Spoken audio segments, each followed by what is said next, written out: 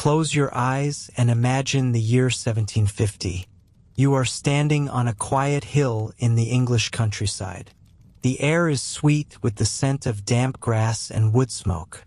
Below you, the rhythms of life are slow, dictated by the rising sun and the strength of a horse.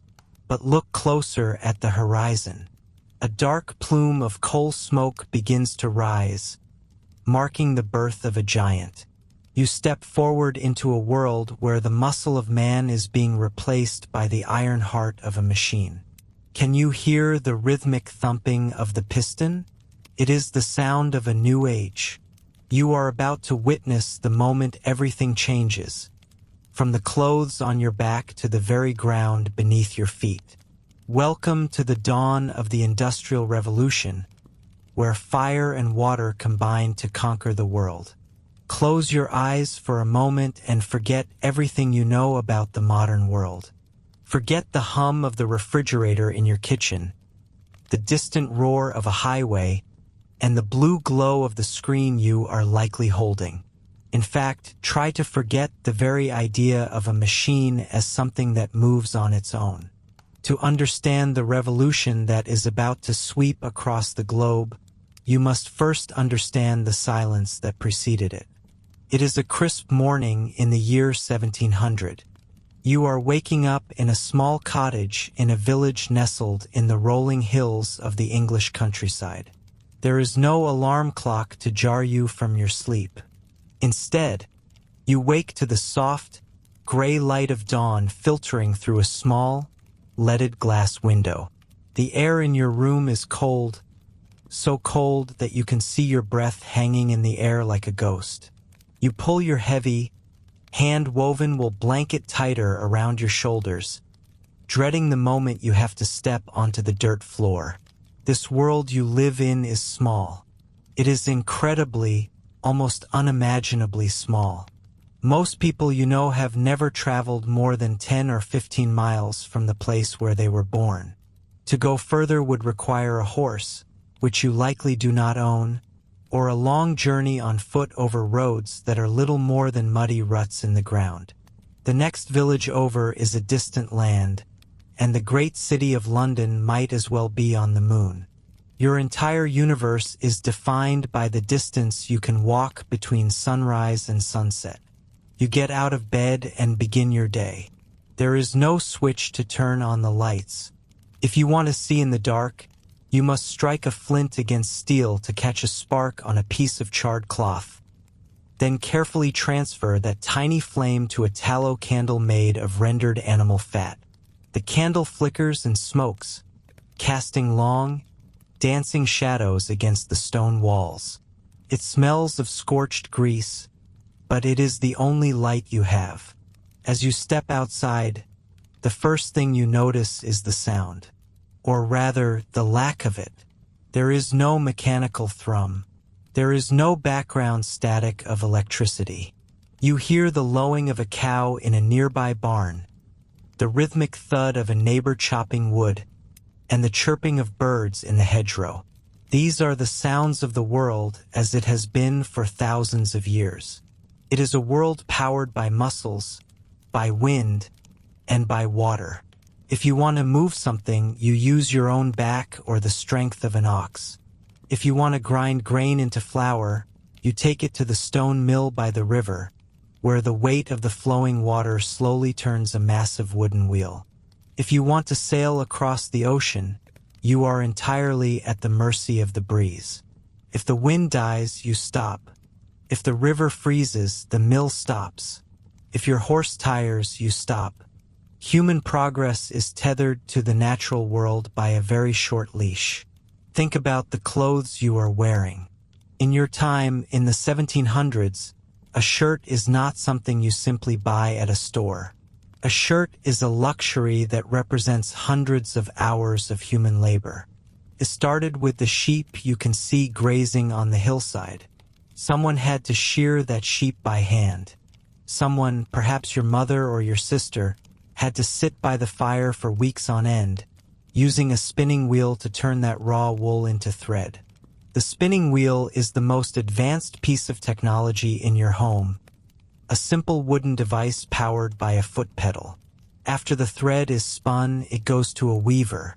You walk down the village lane to a small cottage where you hear the clack, clack, clack of a hand loom. This is the cottage industry, also known as the putting out system.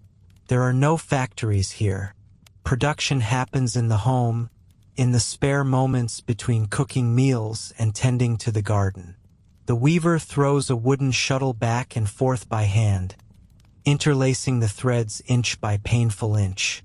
To make enough fabric for one single outfit takes more time than a modern person spends working in an entire month. Because of this, you likely own only 2 sets of clothes. You wear them until they are rags, patching them over and over again, because the cost of a new coat is equivalent to weeks of food. Speaking of food, your relationship with it is intimate and fragile. You do not go to a supermarket. You eat what grows in the soil around you. If the rains do not come, you go hungry. If the frost comes too early, your family will struggle to survive the winter.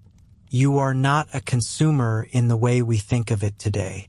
You are a producer, and your life is a constant, physical struggle to wrest a living from the earth. In this world, time itself feels different. You do not live by the minute or the second. You live by the seasons. There is a time for planting, a time for weeding, and a time for harvesting. When the sun goes down, the day is over. You cannot simply extend the workday with bright electric lights. When darkness falls, the world shuts down, and you retreat to the warmth of the hearth. The pace of life is slow, dictated by the speed of a walking pace and the steady growth of crops. But underneath this quiet, pastoral exterior, the world is starting to strain. The population is growing, and the old ways of making things are reaching their limit. The wood that people use for fuel is becoming scarce as forests are cleared for farmland. People are having to dig deeper into the earth to find coal to keep their houses warm. The spinning wheels and hand looms cannot keep up with the demand for cloth. The world is like a giant spring being wound tighter and tighter, waiting for something to release the tension. You look at the river flowing past your village. It is powerful, yes, but it is fixed in place. You cannot move the river to where the people are. You look at the coal being pulled from the ground. Provides heat, but that is all. No one yet imagines that the heat from that coal could be transformed into motion. No one imagines that a single machine could do the work of 100 men, or that a carriage could move without a horse, or that the silence of the countryside would one day be replaced by the unending roar of the engine. You are living at the very end of an era. This way of life, defined by the strength of an arm and the whim of the weather, has been the human story since the dawn of civilization. It is a world of craftsmanship, of slow growth, and of deep connection to the land. But it is also a world of scarcity, of back-breaking toil, and of constant vulnerability. As you stand in the mud of your village street, watching the sun climb higher into the sky, you have no way of knowing that the tools of change are already being forged. In small workshops and drafty sheds, men are experimenting with valves, with pistons, and with the mysterious power of steam. They are about to find a way to break the leash of nature. They are about to invent a way to create power wherever they want, whenever they want. The quiet world you inhabit is about to vanish. The gear, the belt, and the chimney are coming. The era of the muscle is ending, and the era of the machine is about to begin.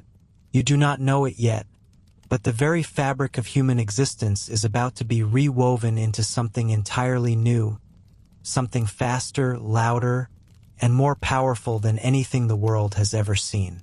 The transition will be violent, it will be messy, and it will change what it means to be human forever. But for now, in this moment in the early 1700s, the air is still quiet, the river flows undisturbed, and the only power in the world is the steady, slow beat of your own heart. You are standing in a small, low-ceilinged stone cottage in the hills of Lancashire, England. It is the middle of the 18th century. The air inside is thick with the scent of wood smoke, raw wool, and unwashed fleece. A single tallow candle flickers on a rough wooden table, casting long, dancing shadows against the whitewashed walls. In the corner, a woman sits at a spinning wheel. You hear the rhythmic whir of the wheel and the steady click-clack of the treadle. Her fingers move with a grace born of 1,000 hours of repetition, pulling and twisting raw fibers into a single, continuous thread. This is the heartbeat of the world as it has been for centuries. It is slow. It is quiet. It is deeply personal. In this moment, the clothes on your back are the product of an incredible amount of human labor. To make just one shirt, someone had to shear a sheep, wash the wool, comb out the tangles by hand, spin it into yarn, and then weave that yarn on a hand-operated loom. This is the domestic system, often called the cottage industry. You see families working together in their own homes, setting their own pace, and stopping when the sun goes down. But look closer at the woman at the spinning wheel. She is exhausted. No matter how fast she spins, she cannot keep up with the demands of the weaver in the next room. There is a hunger in the world for cloth, a hunger that the human hand alone can no longer satisfy. You feel a shift in the air, a tension between the old ways and a coming storm of ingenuity. The bottleneck is right here in this room. It takes 10 spinners to provide enough yarn for just one weaver. If you want to understand how the world broke open, you have to look at the humble thread. It was the desire for cheaper, faster, and more abundant clothing that first pushed humanity to look beyond its own muscles and toward the machine. Imagine you are now in a workshop in 1733. You meet a man named John Kay. He is frustrated by the slow pace of the loom. He shows you a small wooden device with wheels and a pointed nose. He calls it the flying shuttle. Before this, a weaver had to manually pass the shuttle carrying the thread from one hand to the other across the width of the fabric. It limited the width of the cloth to the reach of a man's arms. But with Kay's invention, you pull a cord, and the shuttle flies across the loom on its own. It is twice as fast. Suddenly, the weaver can produce much more cloth than before. But this creates a crisis. If weaving is now twice as fast, the spinners in the cottages are falling even further behind. The price of yarn skyrockets. The world is out of balance. You can feel the pressure building. Someone needs to figure out how to spin yarn faster, or the flying shuttle will be useless. 30 years pass. You are walking through the town of Blackburn in 1764. You enter the home of James Hargreaves, a poor weaver. Legend says he saw his daughter's spinning wheel knock over on the floor. While the wheel continued to spin, the spindle stood upright. An idea takes root in his mind. If one spindle can spin thread while standing vertically, why not 8, or 16, or 80? You stand before his creation, the spinning jenny. It is a wooden frame with a series of spindles lined up like soldiers. You watch as a single operator turns a hand wheel, and suddenly 8 threads are being spun at once. It is a miracle of efficiency. But notice the reaction of the neighbors. There is no applause. Instead, there is fear. They see this machine not as progress, but as a threat to their very survival. They break into Hargreaves' house and smash his machines to pieces. They are terrified that one machine will do the work of 8 people, leaving 7 of them to starve. This is the first spark of the conflict that will define the era, the struggle between human labor and the cold efficiency of the gear. But the momentum is now unstoppable. You move forward a few years to 1769. You meet Richard Arkwright. He is a man of immense ambition, more of a businessman than a pure tinkerer. He shows you the water frame. This machine is too large and too heavy to be powered by a human hand or kept in a small cottage. It requires a massive wooden wheel turned by the rushing water of a river. This is the moment everything changes. You are no longer in a cozy cottage. You are standing in the world's first true factory, at Cromford Mill. The sound is the first thing you notice. It is no longer the gentle whir of a single wheel. It is a deep, rhythmic thudding that shakes the floor beneath your boots. The smell of the river mixes with the smell of machine oil. Hundreds of spindles are turning at once, driven by the relentless power of the water. You look around and see something new and perhaps a bit chilling. The workers are no longer masters of their own time. They do not decide when to start or when to stop. The machine decides. The river decides. Arkwright has organized the people to serve the machine. You see rows of children and women, their small hands perfect for reaching into the moving parts to tie broken threads. The air is misty and damp because the cotton needs humidity to keep from snapping. You feel the humidity clinging to your skin, making the air heavy and hard to breathe. The scale of production is dizzying. In a cottage, a person might produce a few ounces of yarn in a day. Here, the water frame produces miles of it. But there is still one more piece of the puzzle. The yarn from the spinning jenny was fine but weak. The yarn from the water frame was strong but coarse. In 1779, you meet Samuel Crompton. He is a quiet, shy man who combines the best of both inventions into a machine he calls the spinning mule. You watch as the mule moves back and forth on a carriage, stretching the thread and then twisting it. The result is a thread that is both incredibly strong and incredibly fine. It is the perfect thread. With the mule, the British textile industry can finally outcompete the delicate muslins of India that have been the gold standard for centuries. The balance of global power is shifting, thread by thread, from the east to the west. But now the bottleneck has flipped. There is so much yarn being produced by these massive water-powered mills that the hand weavers cannot keep up. The weavers, who were once the elite of the working class, are now drowning in excess yarn. You travel to a workshop in 1785 to meet Edmund Cartwright, a clergyman with no mechanical background but a great deal of imagination. He shows you the power loom. At first, it is a clumsy, vibrating mess of wood and iron. It breaks threads constantly. It is loud enough to deafen a man. But as you watch it evolve, you see the future. The weaver's hand is replaced by a series of cams and levers. The rhythm of the loom is no longer dictated by the weaver's pulse, but by the turning of a water wheel. By the early 1800s, these power looms will fill massive halls, hundreds of them clattering at once in a roar that sounds like a constant thunderstorm. Step out of the mill for a moment and look at the landscape around you. The quiet green valleys of northern England are being transformed. You see tall stone chimneys beginning to poke above the treeline. You see rows of cramped, identical brick houses being built for the thousands of workers who are streaming in from the countryside. They are leaving their farms and their cottages because the machines have made their old way of life impossible. They are becoming the first generation of the industrial working class. You walk through the streets of a growing mill town at sunset. You don't see the workers going home to their families to relax by a fire. You see one shift leaving and another arriving. The machines never sleep.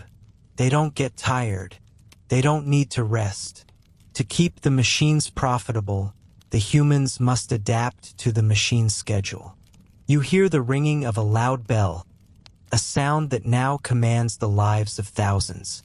It tells them when to eat, when to sleep, and when to return to the roar of the factory floor. You see a young boy, no older than 10, walking toward the mill gates. His face is pale, and his clothes are covered in white lint. He is a scavenger, a child whose job is to crawl under the moving machinery to pick up loose cotton while the gears are still turning. It is dangerous, grueling work. You realize that this revolution, while it is creating more wealth and more clothing than the world has ever seen, is also demanding a heavy price in human sweat and blood. The world has been woven into a new shape. A shirt that once cost a week's wages for a laborer can now be bought for a fraction of that price. Clothing is no longer a precious heirloom passed down through generations. It is becoming a commodity. The textile revolution has proven that if you can automate a task and harness a power greater than a human arm, you can change the world. But as you stand by the river bank and watch the great water wheel turn, you notice something. The river is fickle. In the heat of the summer, the water runs low and the machines slow to a crawl. In the freezing winter, the gears can lock in the ice. The factory owners are getting restless. They have the machines and they have the workers, but they are still tied to the whims of nature. They are looking for a way to break free from the river, to find a source of power that they can control, anywhere and at any time. You look toward the horizon, where the smoke from a few early coal fires is smudging the blue sky. The thread has been spun, and the cloth has been woven, but the true fire of the revolution is about to be lit. The machines are hungry for something more than water. They are hungry for heat. They are hungry for steam. You are standing in the middle of a sodden, gray field in the English Midlands. The year is 1712. The air is thick with the smell of damp earth and the sharp, biting scent of coal smoke. All around you, the landscape is scarred by the search for black gold. This is the Black Country, a place where the earth is being hollowed out to feed a growing nation. But as you look toward the mouth of a nearby coal mine, you see the one thing that stops progress dead in its tracks. Water. It is the eternal enemy of the miner. For centuries, as soon as a shaft was dug deep enough to be profitable, the relentless, cold fingers of the water table would reach in and drown the work. You can hear the frustrated shouts of men and the exhausted rhythmic breathing of horses. Those horses are harnessed to massive wooden wheels, walking in endless, mind-numbing circles to pull up buckets of water that never seem to end. It is a losing battle. The horses die of exhaustion. The cost of their feed eats the profits, and the mine remains a swamp. But today, something is different. You turn your gaze toward a strange, towering structure that looks like a cross between a cathedral and a gallows. It is a massive brick building, 3 stories tall, and from its side protrudes a giant wooden beam, thick as an oak trunk and capped with heavy iron plates. This is the machine you have heard whispered about in the taverns of Devon and the workshops of London. This is the Newcomen atmospheric engine. It does not look like a herald of the future. It looks like a monster made of timber, brick, and raw iron. Step closer. You feel the ground vibrate beneath your boots before you even hear the machine clearly. As you approach the brick engine house, the sound resolves into a terrifying, rhythmic symphony. There is a deep, guttural thud that rattles your teeth. There is a sharp, metallic clanging. And then there is the hiss, a long, drawn-out sigh of escaping steam that sounds like some prehistoric beast breathing in the dark. This is the hissing giant, the first machine to truly harness the power of fire to do the work of the world. You walk through the door of the engine house, and the heat hits you like a physical blow. In the center of the room, a massive copper boiler sits over a roaring coal fire. A man, his face blackened by soot and glistening with sweat, shovels more coal into the maw of the furnace. This is the stoker. His life is a cycle of heat and shadow, keeping the heart of the giant beating. Above the boiler sits a great brass cylinder, standing upright. It is huge, perhaps 2 feet across, and inside it, a heavy iron piston sits waiting. Look up.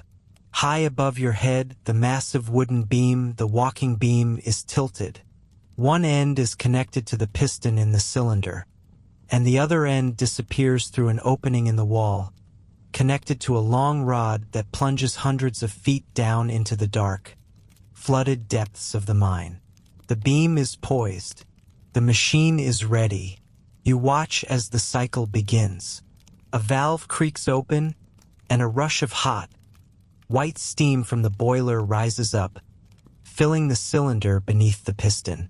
You see the great beam tilt slowly, the piston rising as the weight of the pump rods on the other side pulls it up. For a moment, everything seems to hang in the balance. The cylinder is full of hot, invisible energy. Then, another valve snaps open. A jet of cold water sprays directly into the heart of the steam-filled cylinder. The transformation is violent. The cold water hits the hot steam, and in a fraction of a second, that steam collapses. It condenses back into water, shrinking to a tiny fraction of its former volume.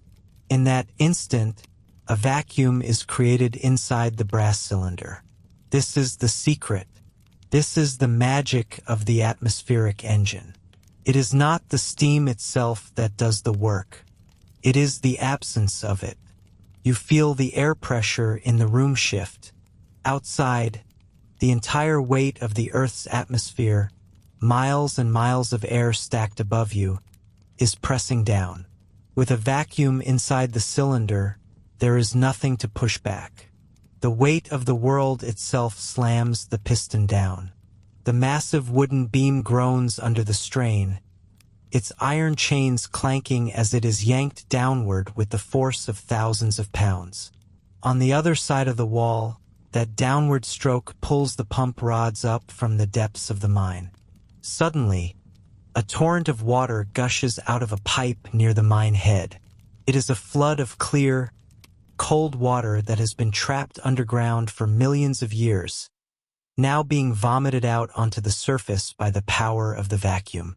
The ground shakes with the impact. The cycle repeats. Steam in, cold water spray, the vacuum forms, the atmosphere strikes, the beam bows, the water rises. Thud, hiss, clang, thud, hiss, clang. It is the heartbeat of a new age. Thomas Newcomen, the man who designed this beast, was not a scientist or a noble. He was an ironmonger from Dartmouth. He was a man who worked with his hands, who understood the stubborn nature of metal and the desperate needs of the people who dug in the earth.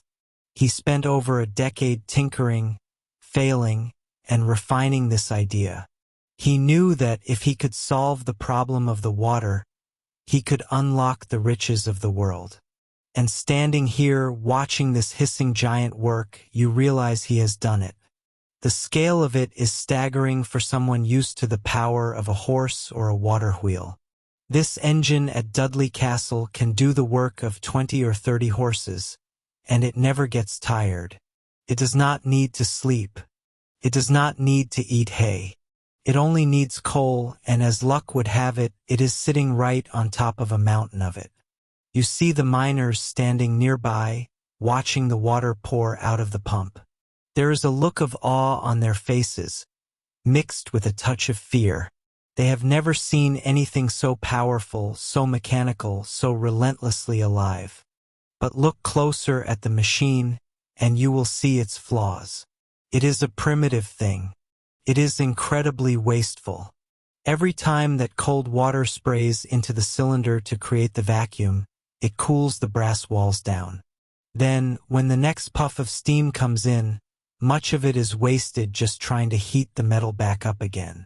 It is a constant battle of hot and cold, a thermal tug of war that eats through coal at a terrifying rate. If this engine were located anywhere else, anywhere without cheap, easy coal right at its feet, it would be a failure. It is a glutton for fuel. You also notice the human element required to keep this giant from destroying itself. A young boy, perhaps no more than 10 or 12 years old, sits on a small wooden bench near the valve handles. His job is to pull the cords that open and close the steam and water valves in perfect synchronization with the movement of the beam. If he misses a beat, the engine could stall, or worse, the piston could slam through the bottom of the cylinder. He is part of the machine, a biological gear in a mechanical system. You hear the story of a boy named Humphrey Potter who, legend says, grew so tired of the repetitive work that he rigged a series of strings and catches to the beam itself, so the engine could open its own valves. Whether the story is true or not, you can see the inevitability of it. The machine is demanding that we become more like it, that we find ways to make it self-sustaining, autonomous, and perfect. The Newcomen engine is more than just a pump. It is a shift in the human psyche. For the first time, we are not relying on the wind to blow or the river to flow. We are not limited by the muscles of animals. We have found a way to take the concentrated energy of ancient forests, trapped in coal, and turn it into motion. You can feel the potential energy of the entire country beginning to shift. Because Newcomen's engine can drain the mines, those mines can go deeper. Because they can go deeper, coal becomes cheaper and more plentiful. Because coal is plentiful, more engines can be built. It is a feedback loop that will soon spin out of control. As you stand in the shadow of the hissing giant, you see the soot settling on the nearby trees. The air is no longer as clear as it was. The silence of the countryside has been replaced by the rhythmic thumping of the piston. You are witnessing the birth of the industrial landscape. This engine is the ancestor of everything that will follow. It is the grandfather of the locomotive, the great-grandfather of the factory, and the distant relative of the engine in your car or the turbine in a power plant. The Newcomen engine will dominate the mining world for over 60 years. Hundreds of them will be built, dotting the landscape like strange, smoking monuments to human ingenuity. They will get larger and more powerful, some with cylinders 6 feet wide, capable of lifting thousands of gallons of water every minute. But they will remain what they are today: magnificent, wasteful, hissing giants. You take one last look at the blackened stoker, the watchful valve boy, and the massive wooden beam nodding its heavy head toward the earth. The sound of it stays with you as you walk away, a rhythmic reminder that the world has changed. The vacuum has been harnessed. The atmosphere has been put to work. But as you look at the clouds of wasted steam billowing into the cold English air, you cannot help but think that someone, somewhere, is watching this machine and thinking of a way to make it better. The giant is strong, but it is clumsy. It is hungry for fire, but it is careless with its heat. The stage is set for a different kind of mind to take this hissing, clanking beast and turn it into something that will truly conquer the world. The era of the atmospheric engine has begun, but the real revolution is only just starting to boil. You are walking through the damp, gray streets of Glasgow in the winter of 1764. The air smells of coal smoke and wet wool, and a biting wind whips off the River Clyde, chilling you to the bone. You make your way toward the heavy stone walls of the University of Glasgow, a place where the enlightenment of the mind meets the practical grit of the workshop. You push open a heavy oak door and find yourself in a room filled with the scent of oil, metal filing, and burnt tallow.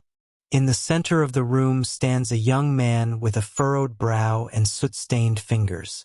His name is James Watt. He is not a wealthy man, nor is he a trained scientist in the traditional sense.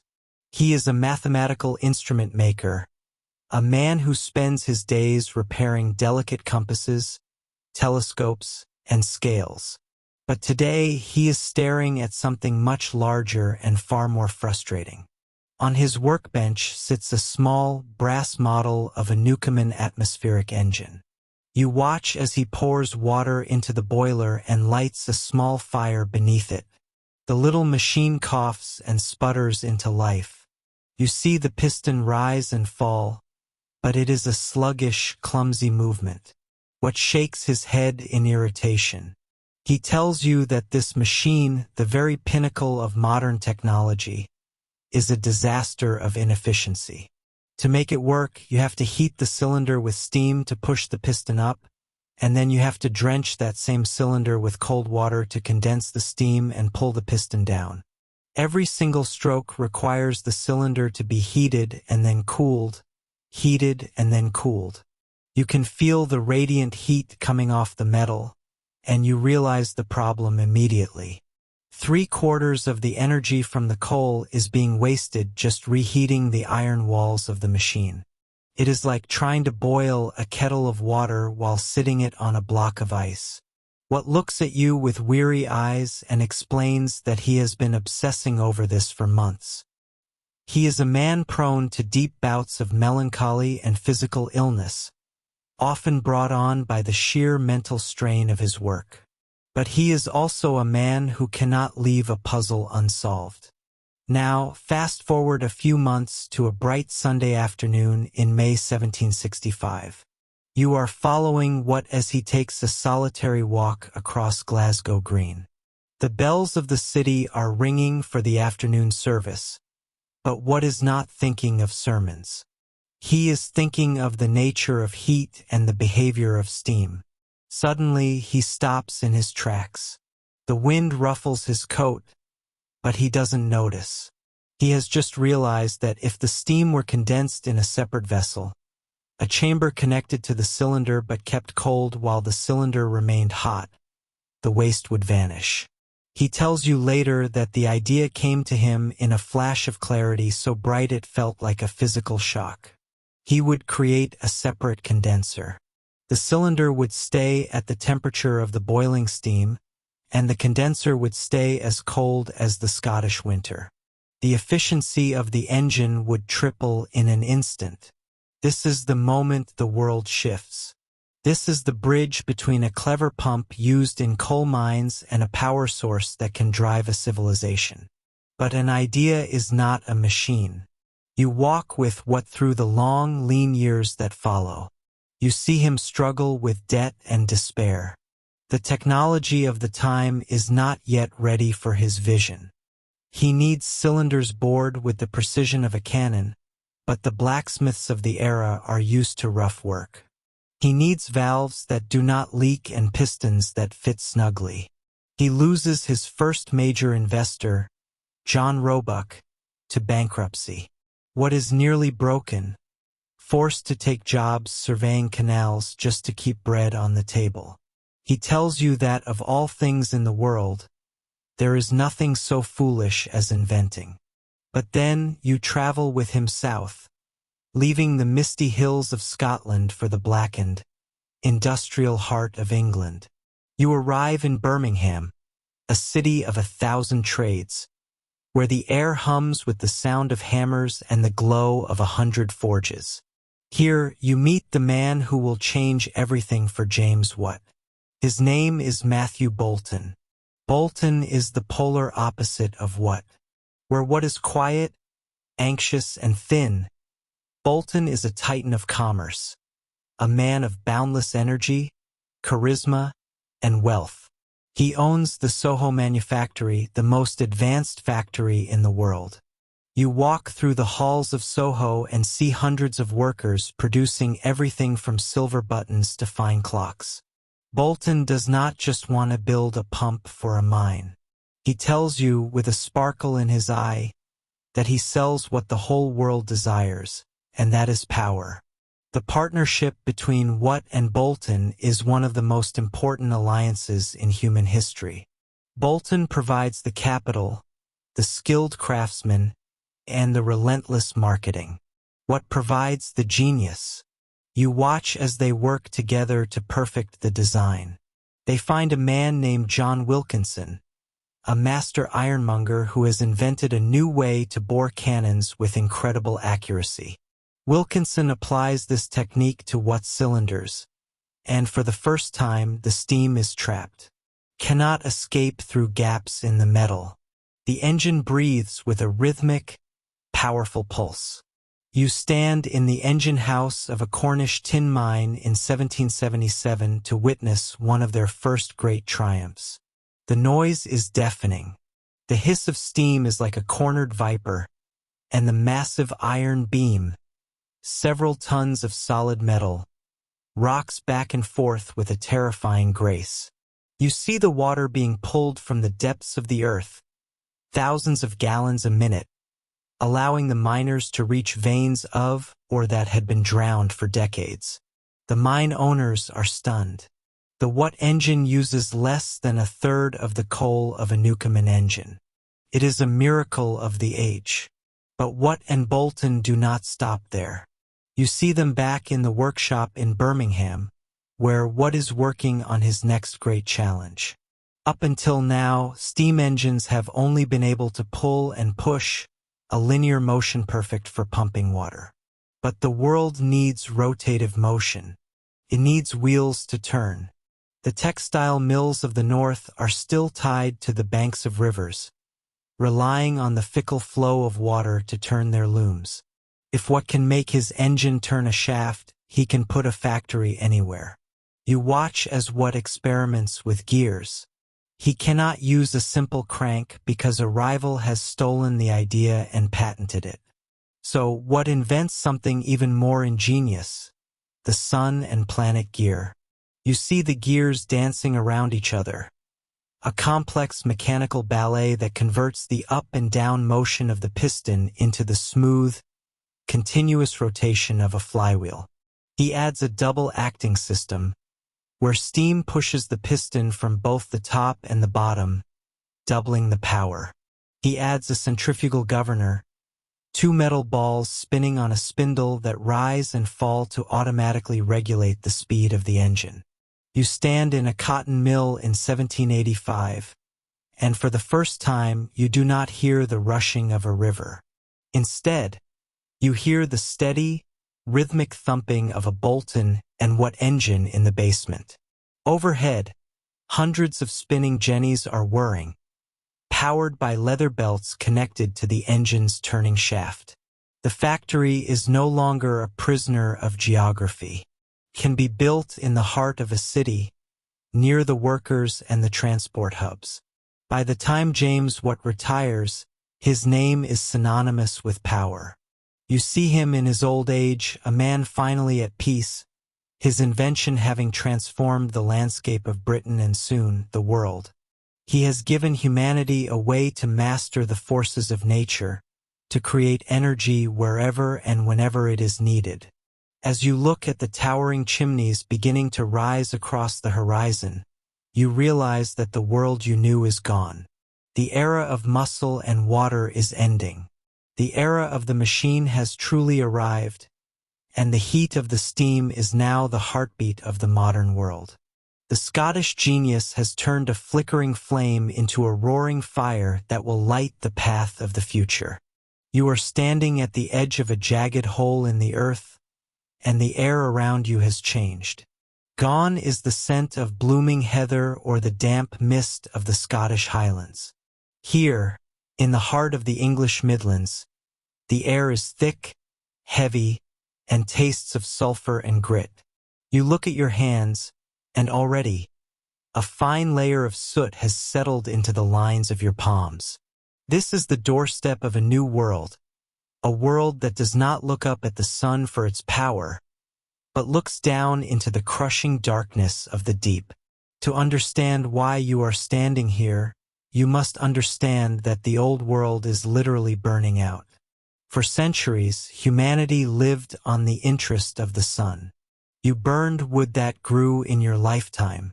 You used the wind that blew across your fields and the water that flowed down your hills. But by the middle of the 18th century, the great forests of Britain were vanishing. The towering oaks and sturdy elms that once covered the island have been swallowed by the maws of glassworks, salt boils, and the massive shipyards of the Royal Navy. Wood has become a luxury. The surface of the earth can no longer provide enough energy to sustain the dreams of a growing empire. And so you must go down. You step onto a narrow, rattling wooden platform suspended by thick hemp ropes. A man with a face so blackened by dust that only the whites of his eyes are visible nods to you. He pulls a lever, and the world begins to fall away. As you descend, the light of the afternoon sun shrinks to a tiny, mocking coin of gold far above. The temperature begins to rise. It is not a pleasant summer warmth. It is a humid, claustrophobic heat that seems to press against your skin like a physical weight. You are entering the Carboniferous layers, the graveyard of a tropical world that died 300 million years ago. You reach the bottom with a jarring thud. The only light comes from the flickering tallow candles stuck to the leather caps of the men working around you. The flame is small, weak, and yellow, casting long, distorted shadows against the jagged walls of the seam. You are surrounded by coal. It is everywhere. It is the floor beneath your boots, the walls at your shoulders, and the ceiling pressing down just inches above your head. This is fossilized sunlight. These black rocks are the compressed remains of ancient ferns and giant mosses that drank the sun millions of years ago. And now, you are here to reclaim that stolen energy. Listen closely.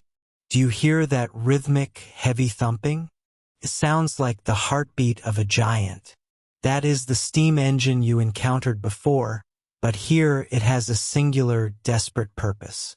Every mine is a battle against the ocean that hides beneath the soil. As soon as you dig deep enough, the earth tries to drown you. Without the massive iron pumps driven by those hissing steam engines at the surface, this entire tunnel would be underwater within hours. The engine is the only thing keeping the lungs of the world from filling with water. You move deeper into the tunnel, crouching low. You have to mind your step because the floor is a muddy slurry of coal dust and water. You hear a sound, a high-pitched whistling, and you see a small boy sitting on a wooden stool in a tiny alcove. He is perhaps 7 or 8 years old. This is a trapper. His entire job, for 12 hours a day, is to sit in total darkness and pull a string to open a wooden ventilation door whenever a coal carriage passes through. He does not play. He does not see the sun. He sits in the silence, listening to the creaking of the earth, ensuring that the air keeps flowing so that the men deeper in the mine do not suffocate. Past the trapper, you see the hurriers and the thrusters. These are often young women or teenagers, harnessed like pack animals to heavy iron carriages loaded with coal. Because the tunnels are too narrow for ponies, these people must crawl on all fours, a chain passing between their legs and connected to the heavy cart behind them. You watch as a young woman puts her head against the back of a cart and pushes with all her might, her muscles straining, her breath coming in ragged gasps. She is moving the fuel that will soon power the factories of Manchester and the furnaces of Birmingham. Her labor is the hidden cost of the gleaming new age. The deeper you go, the more dangerous the air becomes. You notice a man walking slowly ahead of you, holding a long pole with a lit candle at the end. He is wrapped in wet sacking. This is the penitent, a man whose job is to deliberately ignite small pockets of methane gas, known as fire damp, before they can grow large enough to cause a catastrophic explosion. It is a terrifying gamble. One spark in the wrong place and the entire gallery will turn into a furnace. If the fire doesn't get you, the black damp will. It is a silent, invisible cloud of carbon dioxide that can extinguish your candle and your life before you even realize you are in danger. You see a small wooden cage hanging from a timber prop. Inside, a canary hops restlessly. If that bird stops singing, if it falls from its perch, you have seconds to run before the air turns poison. Why do they do it? Why do thousands of people descend into these pits every single morning? Because coal is the new gold. 1 pound of coal, when burned in an efficient engine, can do more work than a human being can do in an entire day. It is a miracle of density.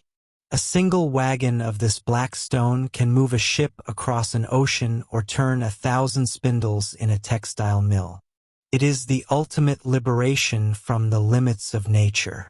We are no longer dependent on the seasons or the strength of a horse. We have found a way to mine time itself. As you finally ascend back to the surface, the transition is jarring. You emerge into a landscape that has been utterly transformed. You are in the Black Country now. Where once there were green fields and quiet villages, there is now a horizon of brick chimneys vomiting thick, oily smoke into the sky. The sun is a pale, sickly disk, struggling to pierce through the permanent twilight of the coal age. The very soil is stained. The streams run orange with iron runoff and acidic mine water. You see the rows of cramped, soot-stained cottages built right up to the edge of the pitheads. This is the birth of the industrial town. There is no planning here, only the frantic need to house the thousands of families who have fled the failing farms of the countryside for the steady, if deadly, wages of the mines. You hear the clamor of 1,000 hammers, the hiss of steam, and the shouting of overseers. The rhythm of life has changed. It is no longer set by the rising and setting of the sun, but by the whistle of the factory and the shift change at the mine. You realize that this coal is doing more than just providing heat. It is collapsing distance. It is making the impossible common. The iron that was once rare and expensive is now being smelted in quantities never before seen in human history, all because of the intense, focused heat of the coal fires. You see the massive slag heaps, the mountains of waste pulled from the earth, rising up like monuments to a new civilization. This is the bargain of the Industrial Revolution. We have unlocked the vaults of the earth. We have found the energy to reshape the planet, to build cities of iron and glass, and to transport ourselves across the globe at speeds our grandfathers could not imagine. But as you look back at the dark mouth of the mine, you see the black dust covering everything, and you realize that this new world is being built on the backs of those who dwell in the dark. The veins of the earth are now the veins of the empire, and the blood that flows through them is made of carbon and sweat. The ascendancy of the coal mine has fundamentally altered the chemistry of our relationship with the world. We are no longer just inhabitants of the earth. We are its miners. And as the coal flows out, something else begins to flow in. Wealth, power, and an insatiable hunger for more. The fire has been lit, and it requires a constant mountain-sized sacrifice of black stone to keep it burning. The age of wood is dead. Long live the age of coal. You stand on the crest of a hill overlooking the Severn Valley in Shropshire, England. It is the middle of the night, yet the horizon is not dark. Below you, the valley floor looks like a tear in the fabric of the earth, revealing a world of orange and deep crimson. This is Coalbrookdale. The air you breathe is no longer the crisp, damp air of the British countryside.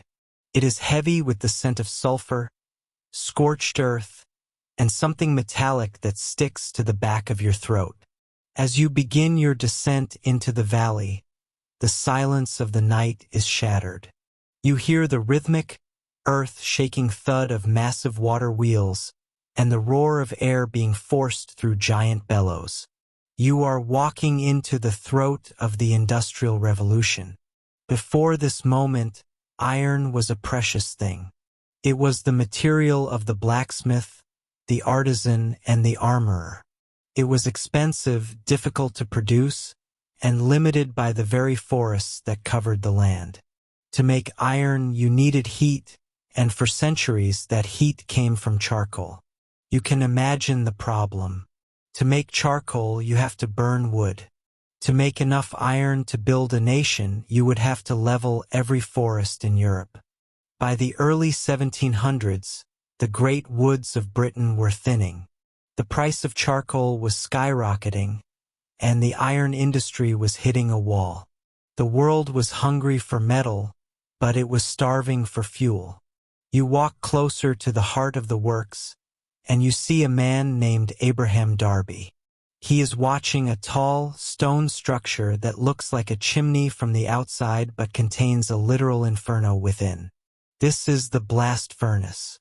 Darby is about to do something that will change the chemistry of human civilization. He has stopped looking at the trees. He has looked into the ground instead. He has taken common coal, the dirty, brittle rock that fills the earth beneath your feet, and he has baked it in a kiln to drive out the impurities. The result is coke. It is a hard, porous, grayish substance that can burn hotter and longer than wood ever could. You watch as workers shovel this coke into the top of the furnace, followed by baskets of iron ore. The heat radiating from the stone walls is so intense that you have to shield your eyes. Inside that furnace, something miraculous is happening. The coke is not just providing heat. It is reacting with the iron ore, stripping away the oxygen and leaving behind pure, liquid metal. For the first time in history, the production of iron is no longer tied to the growth of a tree. It is tied to the depths of the coal mine. This is the moment the ceiling is removed. Iron can now be produced in quantities the world has never seen. You move closer to the base of the furnace, and suddenly, a worker swings a heavy iron bar to break the clay plug at the bottom. A river of liquid fire spills out onto the sand floor. It moves like water, but it glows with the intensity of a dying star. This is molten iron. You watch as it flows into a series of channels carved into the sand. There is one long central channel with smaller ones branching off to the sides. The workers call this pig iron because the layout looks like a sow nursing her piglets. As the metal cools, it turns from a blinding white to a dull, angry red, and finally to a heavy charcoal gray. It is brittle and hard, perfect for pots, pans, and the cylinders of the new steam engines that are beginning to cough and hiss in the distance. But as you continue your journey through this iron world, you realize that pig iron has its limits. If you hit it too hard, it shatters like glass. To build the future, the world needs something tougher. It needs iron that can bend without breaking. It needs wrought iron. You follow a wagon load of these iron pigs to a different part of the works, a place where the heat is even more oppressive and the labor is backbreaking. You see a group of men known as puddlers. Their shirts are soaked with sweat, and their faces are blackened by soot. They stand before a furnace, staring into the flames. One of them slides a long iron rod called a rabble through a small hole in the furnace door. He begins to stir the molten metal within. This is the puddling process, perfected by a man named Henry Court. The puddler is not just stirring. He is working the iron, exposing it to the air to burn off the carbon. As the carbon leaves the metal, the iron becomes thick and pasty. It is like kneading dough, but the dough is 2000 degrees Fahrenheit. You watch the puddler exert every ounce of his strength, hauling a glowing, heavy ball of semi-solid iron out of the furnace. This is the bloom. It is immediately rushed to a massive, steam-powered hammer. The hammer falls with a sound like a cannon blast, spraying sparks and slag across the floor. With every strike, the impurities are squeezed out, and the fibers of the metal are aligned. What remains is wrought iron. It is strong, it is flexible, and it is the most important building material in the world. You can feel the excitement in the air. This new abundance of iron is starting to change the landscape around you. You walk away from the heat of the forges and head toward the River Severn. There, standing over the water, is a structure that looks like a miracle made of lace. It is the Iron Bridge. It is the first bridge in the world made entirely of cast iron. You walk across its arch, and you feel the solidity of it beneath your boots. Before this, bridges were made of wood that rotted or stone that was heavy and difficult to build with. This bridge is light, elegant, and incredibly strong. It is a monument to what is now possible. The people around you look at the bridge with a mixture of awe and suspicion. They have never seen metal used on such a scale. It is a symbol of a new era where the very bones of the world are being replaced with iron. You start to see it everywhere. You see iron being used for the rails of the early wagonways. You see it in the frames of the massive new textile mills that are rising in the north. You see it in the pipes that will eventually carry water and gas to the growing cities. Iron is no longer just for swords and plowshares. It is the skeleton of the modern world. As you look back at the valley of Coalbrookdale, you see the smoke rising in thick, black pillars toward the clouds. The sky is no longer clear, and the green hills are being covered in a layer of gray dust. This is the price of the dream. The molten iron that flows through this valley is the lifeblood of the revolution, but it is also a force of nature that has been unchained. The blacksmiths of old would not recognize this world. Their quiet, rhythmic tapping has been replaced by the relentless, industrial roar of the blast furnace and the rolling mill. You realize that you are witnessing the birth of a feedback loop that will accelerate history. The coal mines provide the fuel for the iron works. The iron works provide the metal for the steam engines. The steam engines provide the power to pump water out of the deeper coal mines and pull more coal to the surface. Each invention feeds the next, and at the center of it all is the glowing, liquid heat of the furnace. You take one last look at the puddlers as they finish their shift.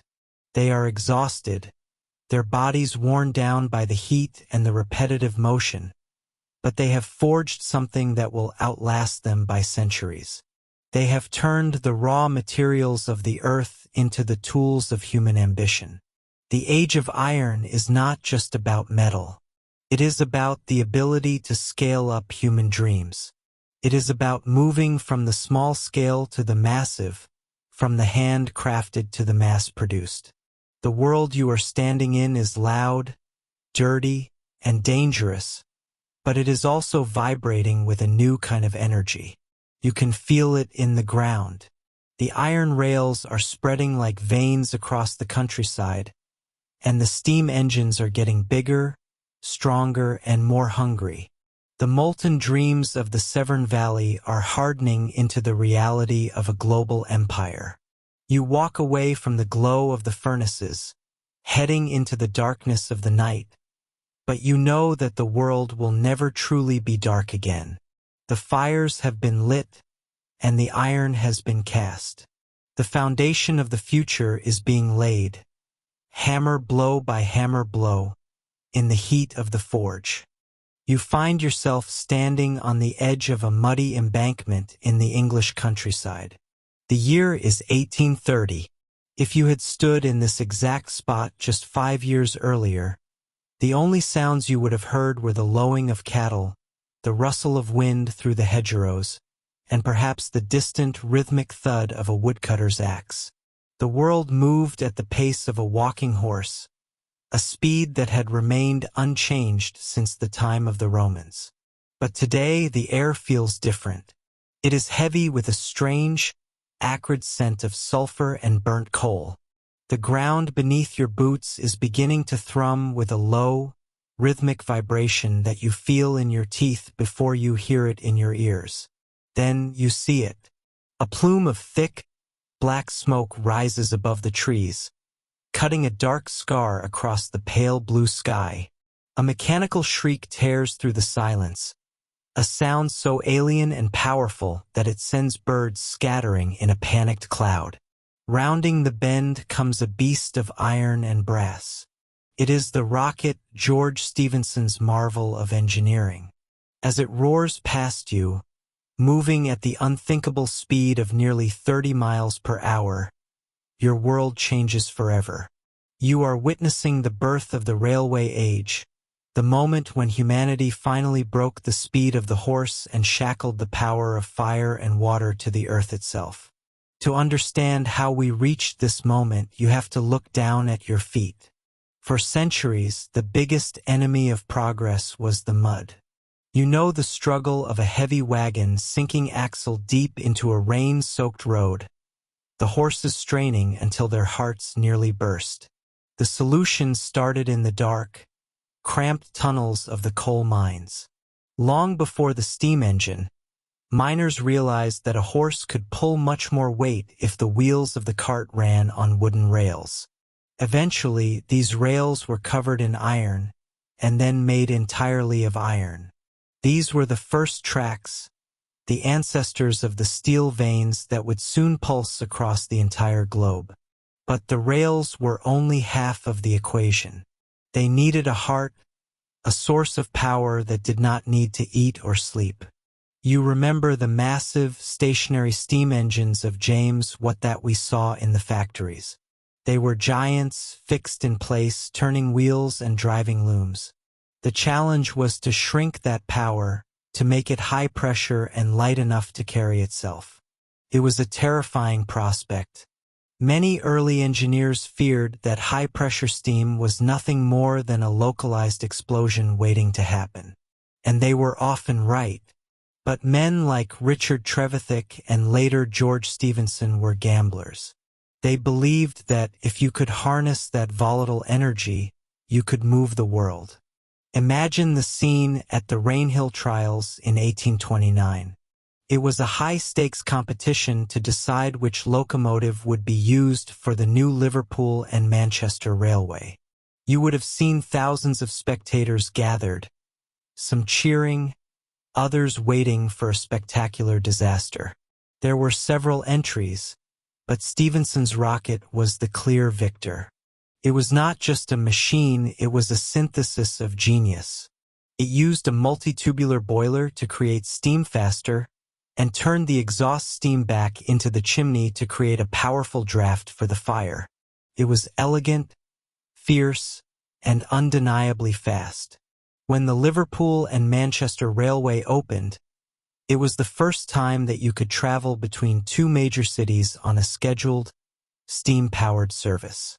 But this was about more than just getting from point A to point B. You are experiencing the annihilation of space and time. Before the rail, a journey from London to Edinburgh was a grueling, multi-day ordeal in a jolting carriage. With the iron grip of the rail, that journey shrank to a single day. The horizon, which had once been the limit of your world, was suddenly pushed back. As you step onto one of these early trains, the sensation is jarring. You are likely sitting in an open carriage, if you are not wealthy enough for the enclosed first-class cabins. The soot from the engine showers down on you like black snow. The noise is a constant, deafening clatter of iron on iron. The wind whips past your face with a force you have never felt before. People at the time genuinely feared for their health. Doctors debated whether the human body could even survive traveling at 30 miles per hour. fearing that the air pressure might collapse your lungs or that the sheer speed would cause your brain to unravel. You grip the side of the carriage, your knuckles white, as the landscape blurs. The trees and cottages that used to be distinct landmarks are now just streaks of green and brown. This shift in speed did something strange to the human mind. It changed the way you perceived the world. You no longer looked at the fine details of the passing countryside. Instead, you began to see the big picture, the vastness of the land and the way it could be conquered. This was the rail's iron grip on the landscape itself. To keep the tracks level, engineers had to perform feats of strength that would have seemed godlike to your ancestors. You watch as thousands of men, known as navvies, swarm over the hills with nothing but shovels, picks, and gunpowder. They blast tunnels through solid granite. They build massive stone viaducts that leap across deep valleys. And they level forests to create perfectly straight paths for the iron horse. The railway was not just a way to move people, it was a giant mechanical digestive system for the Industrial Revolution. It fed the factories. You see trains miles long, loaded with coal from the north, heading toward the hungry furnaces of the south. You see raw cotton arriving from the ports and finished textiles being rushed out to every corner of the country. For the first time in history, goods could be moved in such volume and at such speed that prices plummeted. Items that were once luxuries for the few became available to the many. But perhaps the most profound change you feel is in your pocket watch. Before the railway, time was a local affair. When the sun was directly overhead in your town, it was noon. This meant that noon in London was several minutes different from noon in Bristol or Manchester. For a slow-moving world, this did not matter. But for a railway operating on a strict schedule, it was a nightmare. You cannot have two trains heading toward each other on a single track using different clocks. To solve this, the railways forced the world to adopt a single standardized time. Railway time became the heartbeat of the nation. You no longer lived by the sun, you lived by the whistle and the ticking of a synchronized clock. The rail had captured time itself. The social fabric of your life is being rewoven as well. You notice that the food on your table is changing. Before the rail, milk was often sour by the time it reached the city, and fresh fish was a rarity for anyone living inland. Now, the morning's catch from the coast can be on a dinner plate in the center of the country by evening. Diet improves, health improves, and the population begins to surge. You also see the birth of the commute. For the first time, you don't have to live within walking distance of where you work.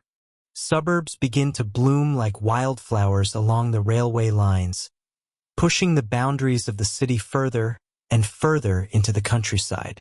The railway also broke down the walls of isolation. You see people who had never traveled more than 10 miles from their birthplaces now boarding trains for a day trip to the seaside. The working classes, once tied to their local parishes, are suddenly mobile. This movement of people meant a movement of ideas. Newspapers printed in London in the morning are being read in the provinces by the afternoon. Political movements, fashions, and news spread like wildfire along the tracks. Yet, as you look around, you see the cost of this progress. The iron grip is also a heavy one. The quiet, pastoral beauty of the old world is being sliced into pieces. The soot and smoke from the locomotives coat the once pristine fields. The old coaching inns, which had been the centers of community for generations, are falling into ruin as the stagecoaches disappear. There is a sense of loss, a feeling that something organic and human-scaled is being replaced by something cold, metallic, and unstoppable. You realize that the railway is the ultimate symbol of the Industrial Revolution. It is a machine that builds other machines, a system that connects every other invention we have seen. It took the power of the steam engine out of the factory and set it free to roam the world. As you watch the tail end of the train disappear into the distance, the clatter fading into a low hum, you know there is no going back. The tracks are laid, the fire is lit, and the world is hurtling toward a future that is faster, louder, and more connected than anyone ever dared to dream. The iron grip of the rail has tightened, and it will never let go. The foundation of the modern world is no longer just stone and soil. It is iron and steam, stretching out toward the horizon. Imagine you are standing on a low ridge overlooking a valley in the north of England. The year is 1750. Below you, the landscape is a patchwork of greens and browns, a quiet tapestry of small family farms and open commons. You see a few stone cottages with thatched roofs, a winding stream, and perhaps a single church spire poking through the trees. The only sounds are the lowing of cattle, the whistle of a farmer, and the rhythmic thud of a handheld loom coming from an open cottage window. Time here is measured by the position of the sun and the changing of the seasons. Life is slow, predictable, and deeply rooted in the earth. Now close your eyes for a moment. Imagine you fall into a deep sleep and wake up exactly 100 years later, standing on that very same ridge. When you open your eyes, you do not recognize the world. The green valley has vanished. In its place is a sprawling, chaotic landscape of brick and soot. The horizon is no longer defined by hills and trees, but by hundreds of towering brick chimneys, each one belching thick, charcoal-colored smoke into a sky that has turned a permanent, hazy gray. The quiet stream has been straightened and confined within stone embankments, its water now a murky, unnatural shade of purple or indigo from the nearby dye works. The church spire is dwarfed by the massive, multi-story fortresses of industry, the cotton mills. You are looking at the birth of the industrial city, the metropolis. You begin to walk down the hill toward this new world. As you descend, the first thing that hits you is the smell. It is an overwhelming, heavy cocktail of odors that you have never experienced before. It is the sharp tang of coal smoke, the acidic sting of chemical runoff, and the thick, cloying scent of thousands of human bodies packed into a space meant for hundreds. There is no escape from it. It clings to your clothes and coats your throat. As you reach the outskirts, you find yourself walking through rows of back-to-back houses. These are not the sturdy cottages of your memory. They are narrow, cramped, and built with such haste that the mortar seems to be crumbling already. You walk down a narrow alleyway where the ground is slick with mud and refuse. There are no sewers here. A single outdoor privy serves an entire street of people. You see children playing in the gutters, their faces smeared with the same soot that covers every brick and every window pane. This is the new reality for the millions who have abandoned the countryside. You might wonder why anyone would leave the fresh air of the fields for this. But as you walk deeper into the city, you realize that the choice was rarely a simple one. The old ways of life were being torn up by the roots. The common lands where your ancestors grazed their cows have been fenced off by acts of parliament. The hand looms that used to provide a modest living are now useless, unable to compete with the terrifying speed of the new machines. To survive, you must follow the smoke. You must go where the work is. You reach the gates of a massive factory just as the afternoon bell rings. The sound is deafening, a high-pitched, metallic clang that cuts through the roar of the city. This bell is the new master of time. In the village, you worked when there was light and rested when it was dark. You worked harder during the harvest and slowed down during the long winter months. Here, the sun does not matter. The machine does not tire, and therefore neither can you. The bell tells you when to eat, when to start, and when you are finally allowed to stumble home. You follow a stream of workers through the heavy iron doors. The noise inside is a physical force. It is the relentless, rhythmic thumping of steam-powered looms, a sound so loud you can feel it vibrating in your chest.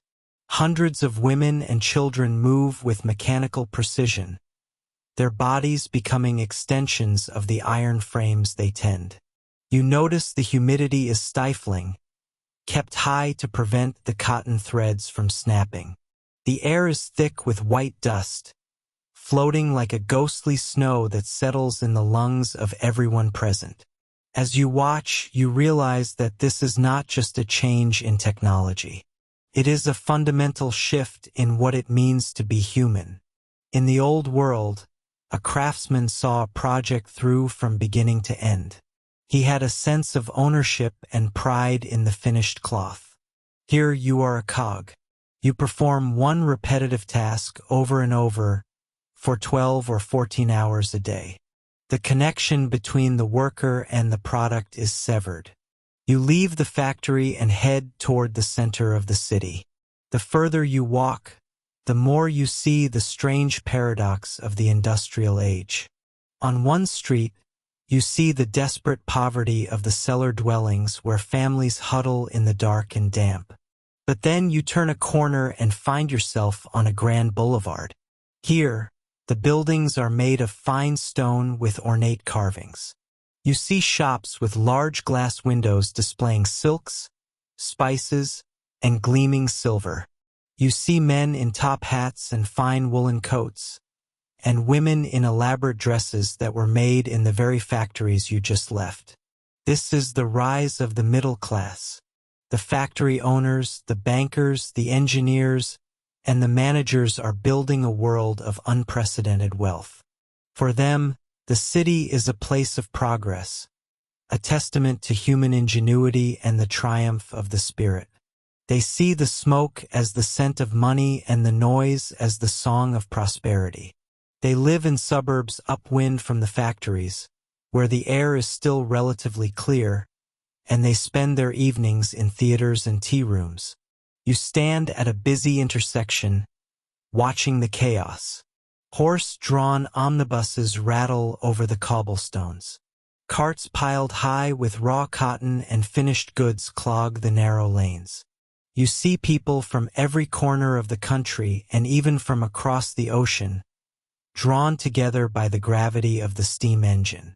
The city is a melting pot, a place where old social hierarchies are being blurred. In the village, everyone knew your name and your father's name. Here, you are a stranger among thousands. There is a terrifying loneliness in the crowd, but also a new kind of freedom. You can reinvent yourself in the city in a way that was impossible in the stagnant air of the countryside. However, that freedom comes at a steep price.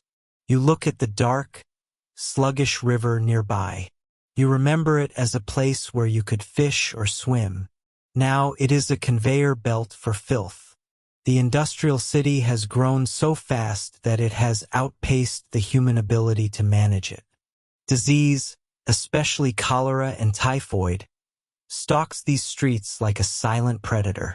The water you drink is often drawn from the same rivers where the sewers empty. The life expectancy in some of these industrial neighborhoods has plummeted to half of what it was in the rural parishes. As evening falls, the city does not go to sleep. The glow of the gas lights begins to flicker along the main streets, a new invention that pushes back the night.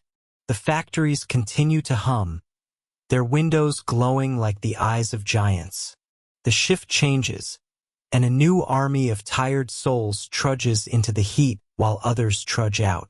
You realize that you are witnessing the greatest migration in human history. It is not a migration across borders, but a migration into a new way of existing. The fields are being emptied, and the factory walls are closing in. The earth is being hollowed out for coal and iron, and the very atmosphere is being rewritten. You turn back toward the ridge where you started, but the path is gone, covered by a new railway embankment. There is no going back to the quiet valley of 1750. The world has been forged anew in the heat of the furnace and the pressure of the piston. The metropolis is no longer just a place to live. It is an organism that consumes resources and produces power. It is a monument to the fact that humanity has decided to stop adapting to nature and start forcing nature to adapt to us. As you stand in the flickering light of a gas lamp, the soot settling on your shoulders like black rain, you understand that this is only the beginning. The walls of the factory are not just containing machines, they are containing the future. The structures of family, work, and society have been shattered and are being glued back together in strange, new shapes. The foundation of life has shifted from the soil to the sidewalk. You are a citizen of the industrial world now, and the horizon you once knew is gone forever, replaced by the rising silhouette of the modern city. It is 4 in the morning, and the world is a suffocating shroud of gray ink. You are not waking up because the sun has touched your eyelids or because the birds have begun their morning chorus. In this new world, the sun is an afterthought, often hidden behind a permanent veil of coal smoke. You are waking up because of a sound. It is a sharp, persistent tapping against your second-story window. You pull yourself from a thin mattress shared with 2 of your siblings and stumble to the glass. Outside, in the flickering amber glow of a distant street lamp, stands a man holding a long bamboo pole. This is the knocker-up. He is paid a few pence a week by everyone on your street to ensure that no one oversleeps. He taps until he sees your face, a ghostly pale oval against the dark pane, confirming that you are conscious. He moves on to the next house, his heavy boots echoing on the cobblestones. This is your first interaction of the day with the new reality of time. It is no longer yours to own. It has been sold. Before this era, time was a fluid, breathing thing. If you were a weaver in a village or a farmer in the fields, your life followed the rhythms of the earth. You worked harder when the days were long and slept longer when the days were short.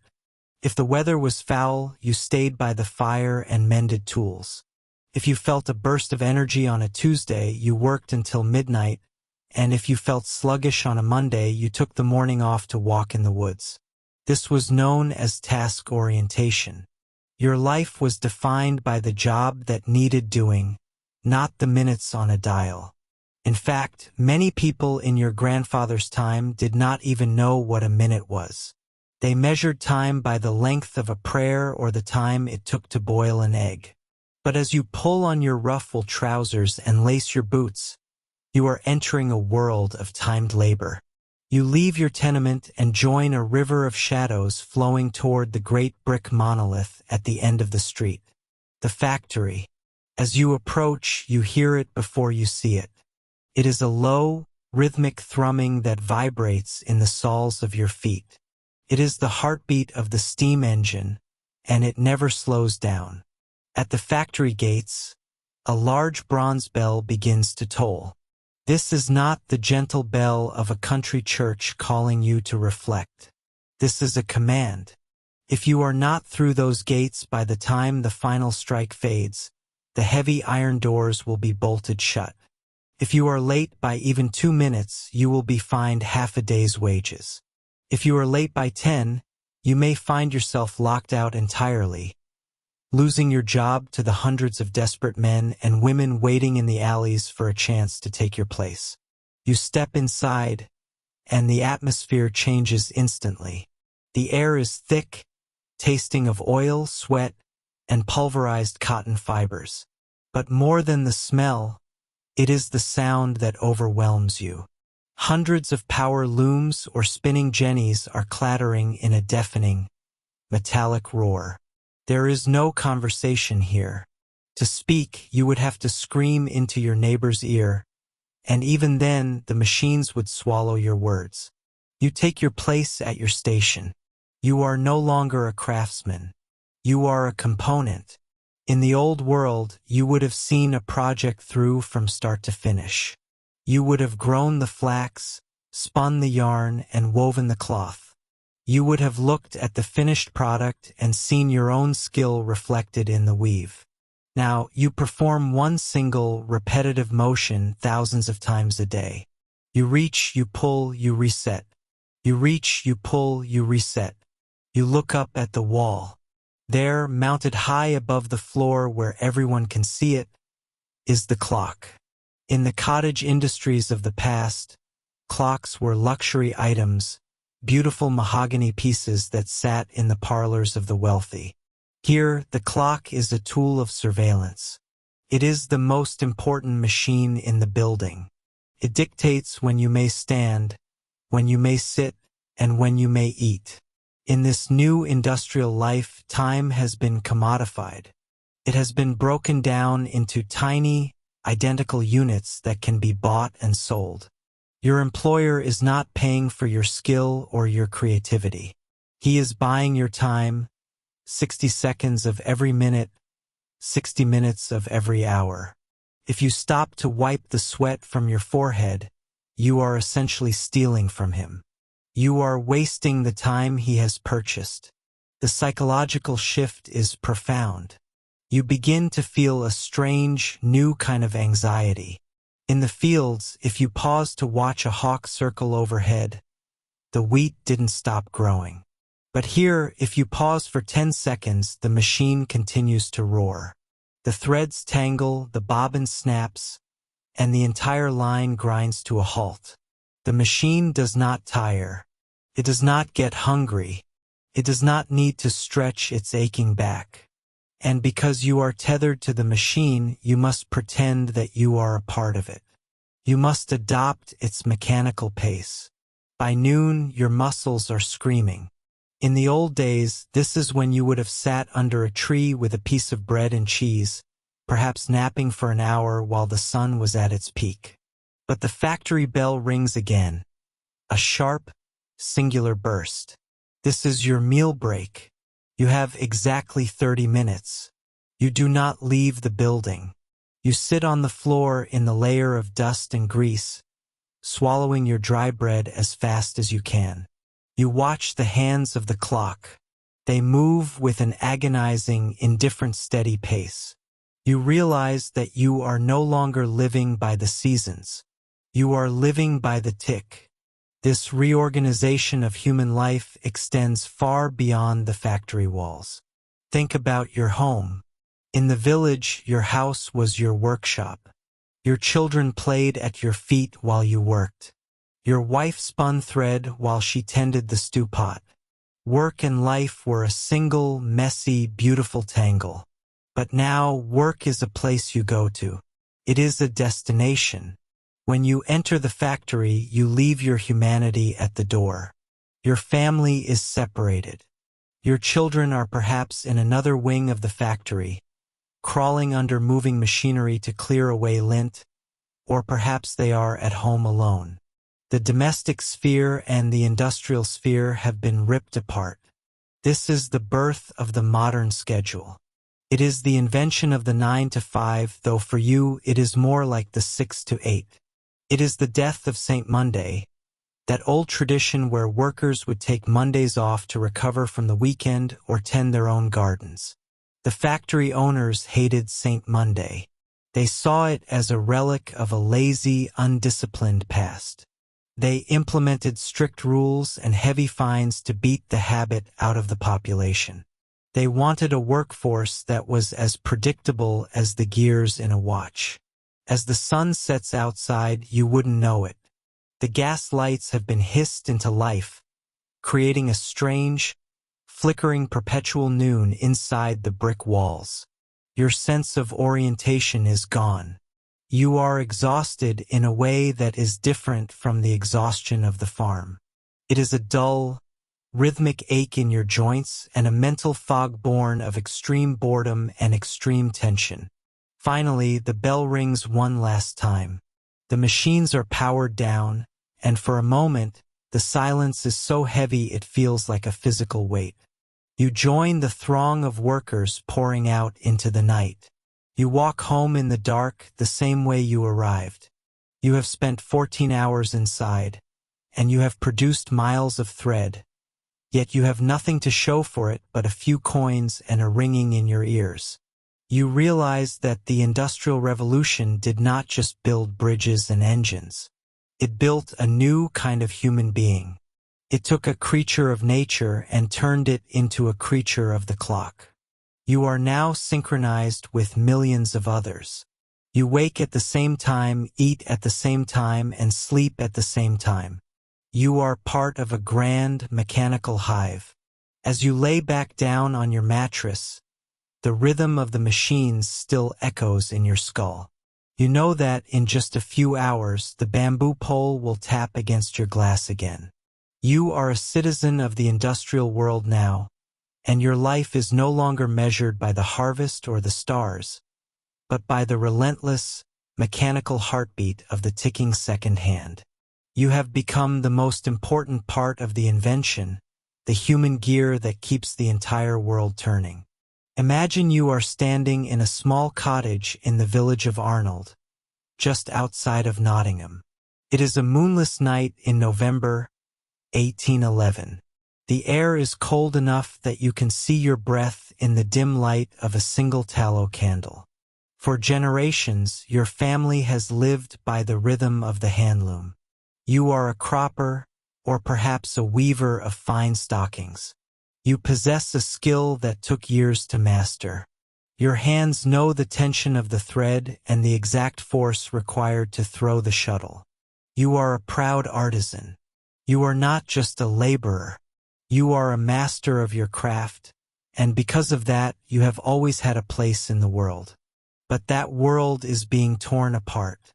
Behind you, in the corner of the room, sits your loom. It is silent. It has been silent for weeks. Outside, the world is changing in ways that feel like a direct assault on your very existence. The price of bread has doubled because of the wars with Napoleon. The harvest has been poor. And most terrifying of all, there are new machines appearing in the large workshops. These wide frames can produce stockings faster than any human, and they do it with unskilled labor. They produce what you call cut-ups, cheap, low-quality goods that are flooding the market and driving down the price of your honest work. You look at your children, sleeping 3 to a bed under thin blankets. You can hear their stomachs growl even in their sleep. You have sold your furniture. You have pawned your Sunday clothes. There is nothing left to give. The manufacturers tell you that this is progress. They tell you that the market dictates the price of labor. But you know better. You know that these machines are not just tools. They are weapons being used to starve you and your neighbors. Suddenly, there is a low whistle from the darkness outside. You blow out the candle. You reach under the floorboards and pull out something heavy. It is a sledgehammer, its iron head cold and soot-stained. You wrap a scarf around your face to hide your identity. You step out into the mud of the street where 20 other men are waiting. No one speaks. You do not need to. You are all part of an invisible army. You are the followers of a man who does not exist. You are the army of General Ned Ludd. As you walk through the shadows toward the outskirts of the village, you feel the weight of the history you are about to make. This is not a random riot. This is a war for the soul of work itself. The Industrial Revolution is often portrayed as a story of steady upward progress, of steam engines and rising standards of living. But for you, standing in the mud of 1811, it feels like an apocalypse. You and your comrades reach the edge of a large workshop. Inside, you can see the silhouettes of the new wide frames, those mechanical monsters that have stolen your livelihood. One man steps forward. He carries a massive hammer known as Great Enoch, named after the blacksmith Enoch Taylor who, in a twist of irony, makes both the machines and the hammers used to destroy them. With a single, earth-shaking blow, he smashes the door open. You surge inside. There is no stealing. There is no looting of gold or silver. You are here for the machines. The sound of the hammers hitting the frames is like thunder in the small room. With splinters and iron snaps, you feel a grim satisfaction with every strike. You are breaking the thing that is breaking you. In the corner, the workshop owner cringes, watching his investment turn into scrap metal in a matter of minutes. You leave him a letter, signed with a flourish by King Lud. It warns him that if he continues to use these frames to bypass fair wages and quality standards, the army of redressers will return. By the time the local constables arrive, you are gone, melted back into the darkness of the moors and the forests of Sherwood. This was the reality of the Luddite movement. For too long, history has looked back at these people and called them simpletons who were afraid of technology. We use the word Luddite today to describe someone who cannot figure out how to use a smartphone or who is irrationally afraid of a new application. But the original Luddites were not technophobes. They were highly skilled workers who understood technology very well. They just did not believe that technology should be used as an excuse to destroy the lives of thousands of people for the profit of a few. They were fighting for a concept that we still grapple with today, the idea that the community has a right to have a say in how technology is implemented. They believed that if a machine was going to take over a human job, there should be a transition, a way to ensure that the human was not simply tossed onto the scrap heap along with the old tools. The Luddite War was a genuine insurgency. At its height in 1812, there were more British soldiers stationed in the industrial north of England than there were fighting Napoleon in the Peninsular War in Spain. Think about that for a moment. The British government was more afraid of its own weavers and croppers than it was of the greatest conqueror in Europe. You see this fear in the way the state responded. They did not just try to stop the breaking of machines. They made it a capital crime. The Frame-Breaking Act of 1812 stated that anyone found guilty of destroying a machine could be sent to the gallows. Lord Byron, the famous poet, was one of the few voices in the House of Lords who spoke out against it. He asked the government, "Is it not enough that these people are starving? Must we also hang them for trying to protect their bread?" But the government did not listen. They saw the Luddites as a spark that could ignite a French-style revolution on British soil. The atmosphere was thick with paranoia. Spies were everywhere. You could not trust your neighbor or the man sitting next to you in the alehouse. Anyone could be an informant for the crown. As the months went on, the violence escalated. It was not just machines anymore. In April of 1812, a group of Luddites led by George Mellor attempted to ambush a mill owner named William Horsfall. Horsfall had bragged that he would ride up to his saddle in Luddite blood. He was shot and killed on the road. The killing of a mill owner changed everything. The authorities moved with a new, brutal efficiency. They rounded up dozens of suspects and took them to York Castle. You can imagine the scene in the courtroom. The air is thick with the smell of old stone and fear. You see your friends and neighbors standing in the dock, their faces pale, their eyes hollow. They are not professional criminals. They are men who were pushed to the absolute edge of human endurance. The trials were a sham. The government needed to make an example. In January of 1813, 17 men were hanged in a single day at York. Their bodies swung from the gallows as a warning to anyone else who dared to raise a hammer against the new industrial order. Others were packed into the damp, disease-ridden hulls of prison ships and transported to the other side of the world, to the penal colonies of Australia, never to see their families again. The back of the movement was broken. The hammers went silent.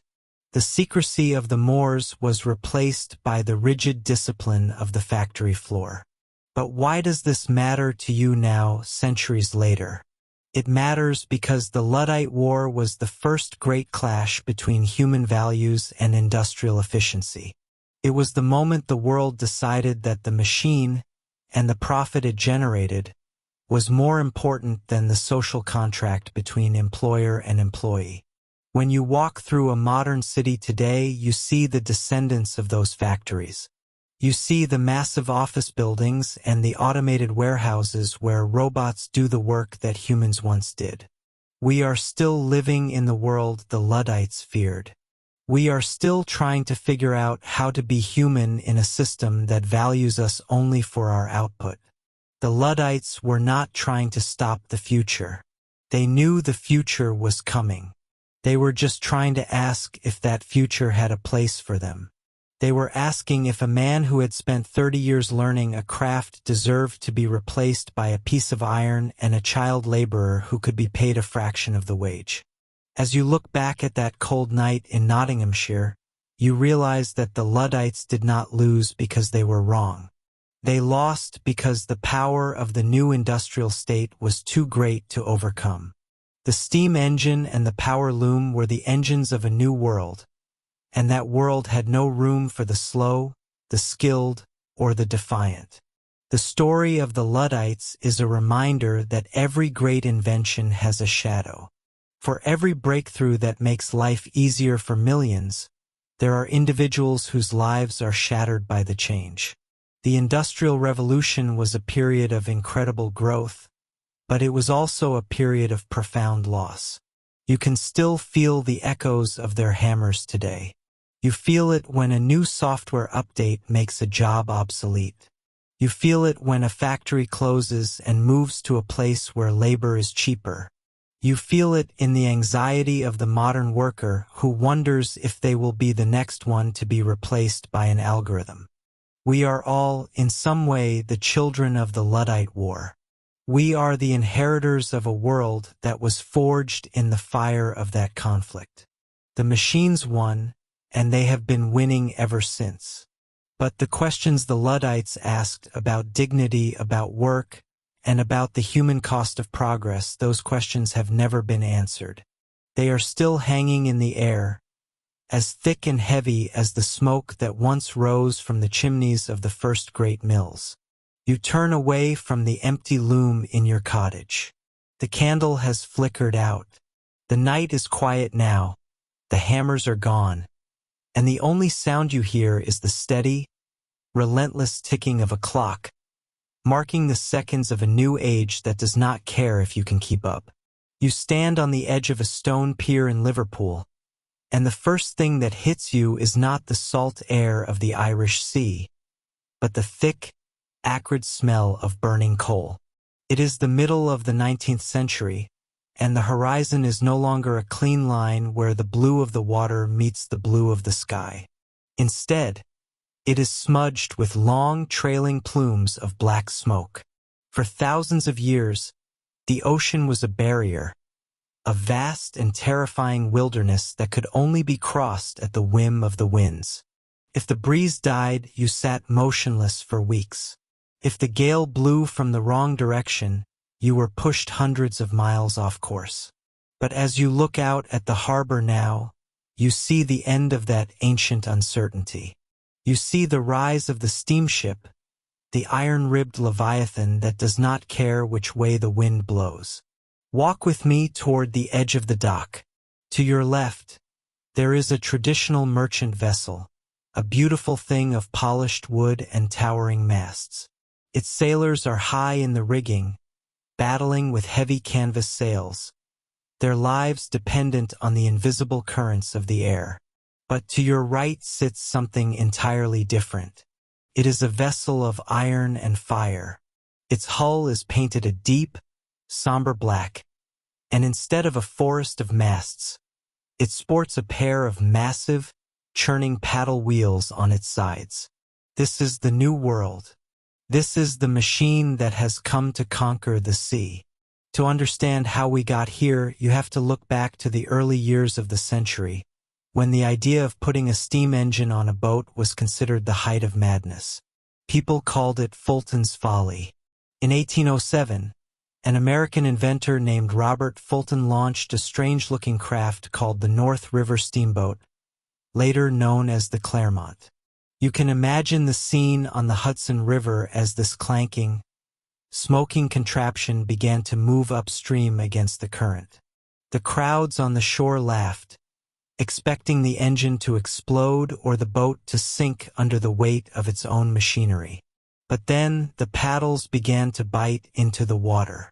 The boat surged forward. It did not need the wind. It did not need oars. It moved with a steady, mechanical heartbeat that signaled the beginning of the end for the age of sail. But those early boats were fragile things, suited for calm rivers and coastal waters. The open ocean was a different beast entirely. To cross the Atlantic, a ship needed to carry enough coal to feed its hungry furnaces for weeks, leaving almost no room for cargo or passengers. For a long time, the Great Western Ocean was thought to be a bridge too far for steam. But you are standing in an era defined by men who refused to accept the word impossible.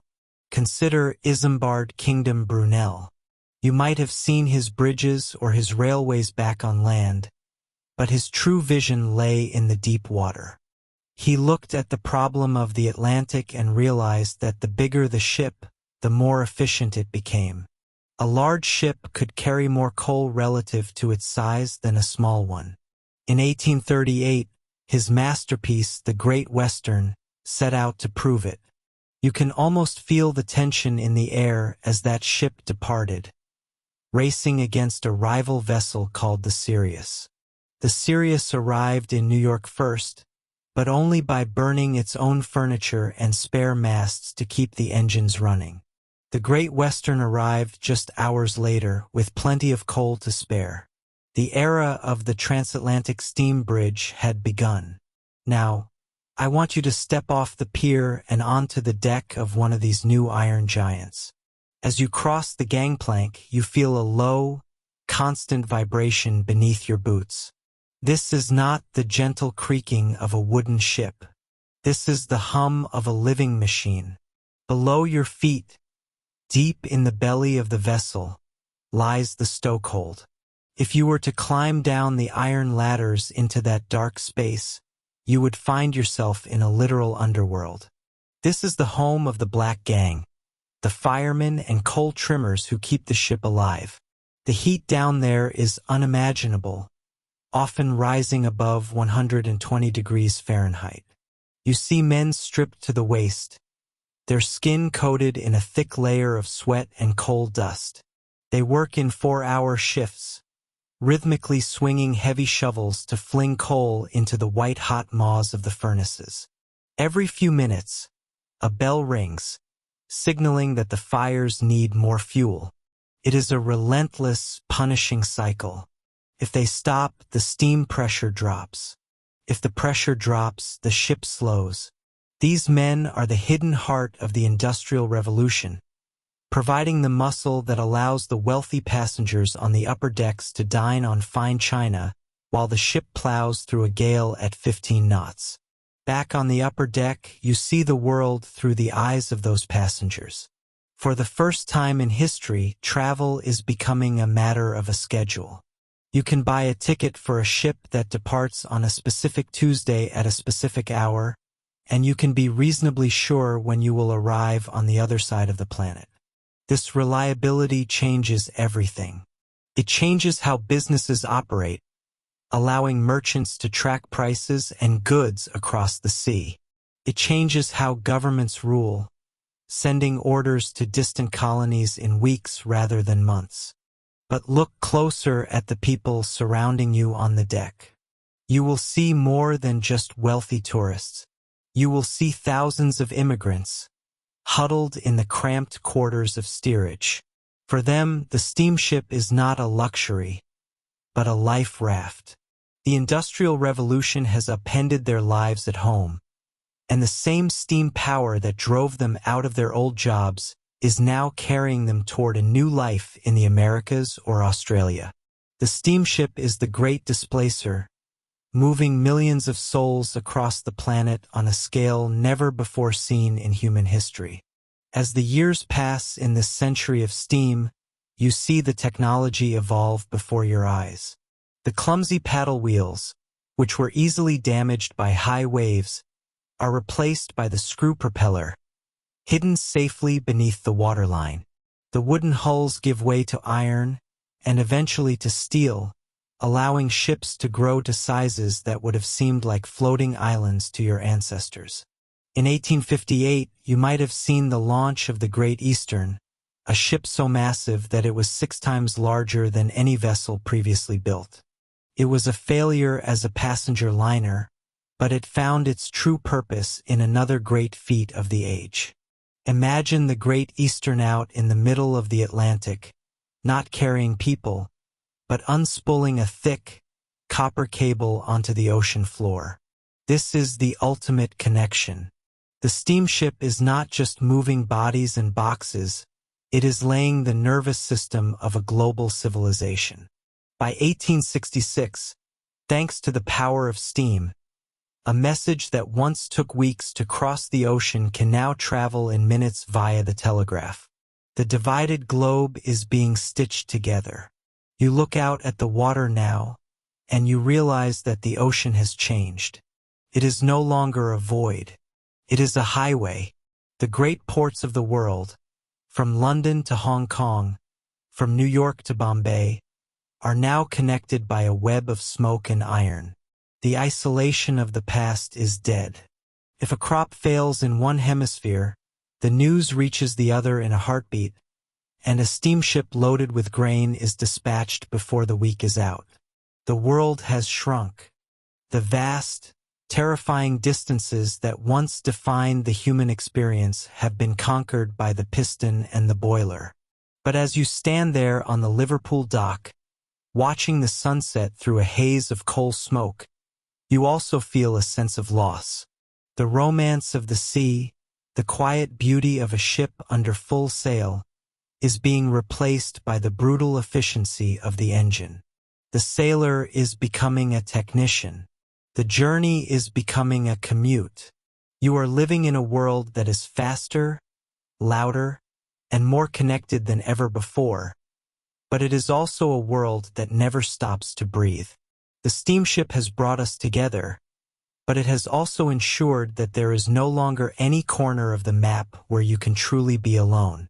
The horizon is always there, but now, there is always a trail of smoke leading toward it, reminding you that the machine is always moving, always pushing, and always pulling the world closer together. You step out of the soot-stained world of the early Victorian era and find yourself standing on a street corner in the year 1880.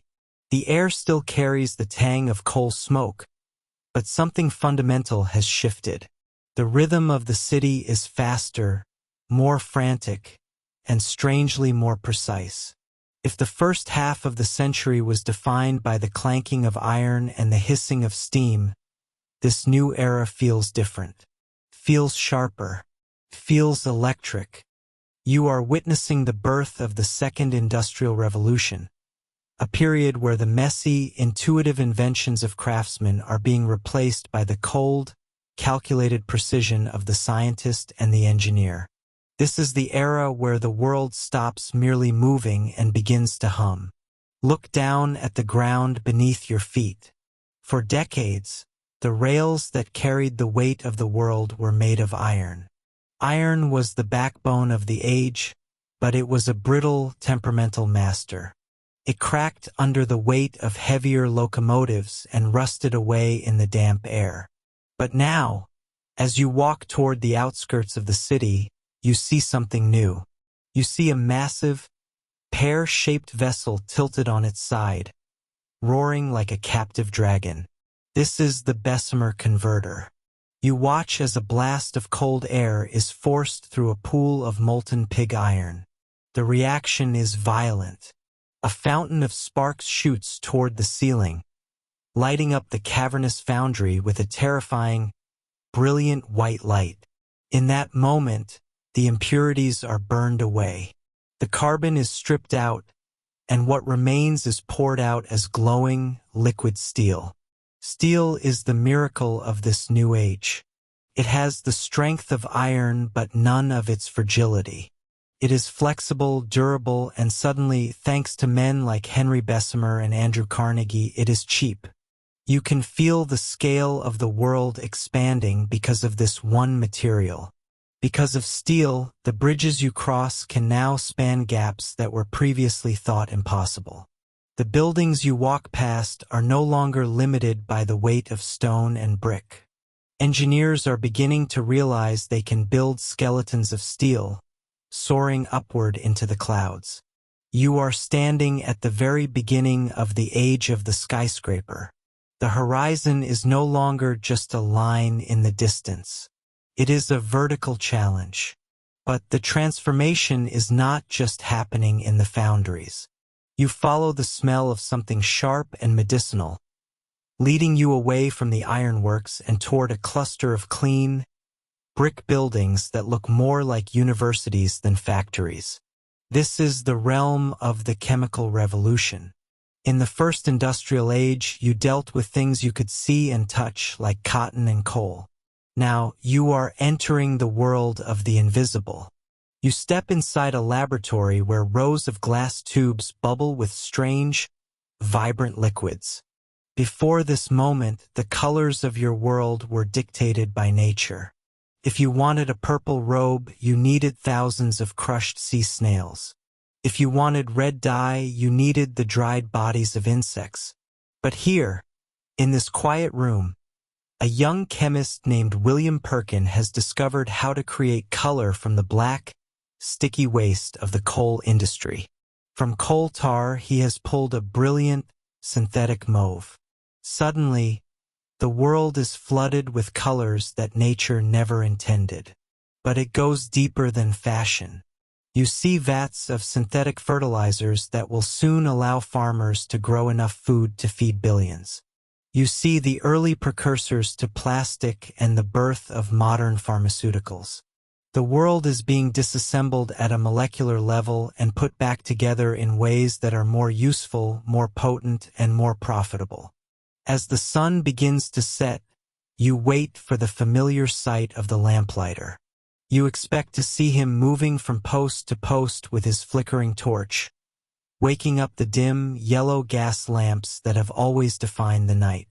But tonight, in this new city, he does not come. Instead, you hear a low, steady vibration coming from a building down the street. It is a rhythmic, mechanical purr. You walk toward it and peer through the window. Inside, you see a massive copper drum spinning at incredible speeds within a nest of magnets. This is the dynamo. It is the heart of the most profound change of all. Suddenly, with the flick of a distant switch, the street transforms. Above your head, glass orbs begin to glow. It is not the flickering, dancing flame of gas. It is a steady, piercing white light that seems to push the darkness back with an almost aggressive force. You are seeing the work of Thomas Edison and Joseph Swan, but more importantly, you are seeing the mastery of the electron. Electricity is the new ghost in the machine. Unlike steam, which had to be used right where it was generated, this power can be sent over miles of copper wire. It is silent. It is clean. It is instantaneous. You walk through this electrified night and realize that the sun no longer dictates the human schedule. The factory you passed earlier is still roaring with life, its interior bright as midday. The 8-hour shift is being born because the darkness no longer provides a natural end to the workday. You see the wires crisscrossing the sky like a giant spiderweb, connecting homes, offices, and streetcars. You watch a trolley zip past you without a single horse or a puff of steam, powered by a hidden current that runs through the air itself. This is the moment where the world becomes truly interconnected. You stop at a small shop where a man is speaking into a wooden box mounted on the wall. He is talking to someone miles away as if they were standing in the same room. The telegraph had already taught the world to whisper in code across oceans, but the telephone is teaching it to speak. The pace of business, of news, and of human relationships is accelerating to the speed of light. You can feel the tension in the air. The world is getting smaller, tighter, and more complex. But as you look closer at the people around you, you see the cost of this second spark. The precision required by these new industries means that the human worker must become just as precise as the machine.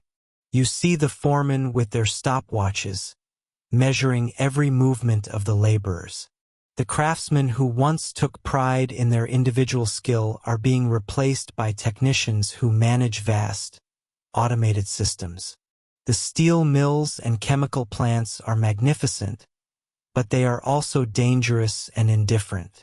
The air in the chemical districts makes your throat burn, and the glow of the steel furnaces is hot enough to sear the skin. You realize that this new revolution is not just about making things faster. It is about total reorganization. The small, local shops are being swallowed by massive corporations. The names of the men who own these industries, the Carnegies, the Rockefellers, and the Nobels, are becoming more powerful than the names of kings. They are the new masters of the world, commanding armies of workers and controlling resources that span entire continents. You stand there, caught between the old world of wood and stone and this new world of steel and current. You can see the incredible promise of this age. You see the end of famine through chemistry, the end of isolation through the wire, and the end of the dark through the bulb. But you also feel a sense of vertigo. Everything is changing so fast that the human mind can barely keep up. The stability of the past has been replaced by a state of permanent transition. As you look up at the steel girders of a rising bridge, illuminated by the harsh glare of electric arc lamps, you understand that there is no going back. The first revolution gave humanity the tools to dominate the physical world, but this second revolution is giving us the tools to remake the world itself. We are no longer just using nature. We are outperforming it. We are creating metals that do not exist in the earth, colors that do not exist in the rainbow, and a light that never goes out. The hum of the city grows louder. It is the sound of millions of people, thousands of machines, and countless miles of wire all vibrating in unison. You realize that you are no longer just an observer in a historical moment. You are a component in a global system that is beginning to wake up. The spark has been struck, and the fire is no longer contained in a furnace. It is running through the streets, through the walls of every building, and through the very fabric of modern life. The world has been forged in steel, dyed in chemicals, and brought to life by the current, and you are standing right in the center of the surge. You step out of the blinding glare of the foundry and into the narrow, winding streets of Manchester in the 1840s. The air here is different. It is thick, tasting of sulfur and unwashed bodies, a heavy gray mist that never quite seems to lift even when the sun is at its zenith.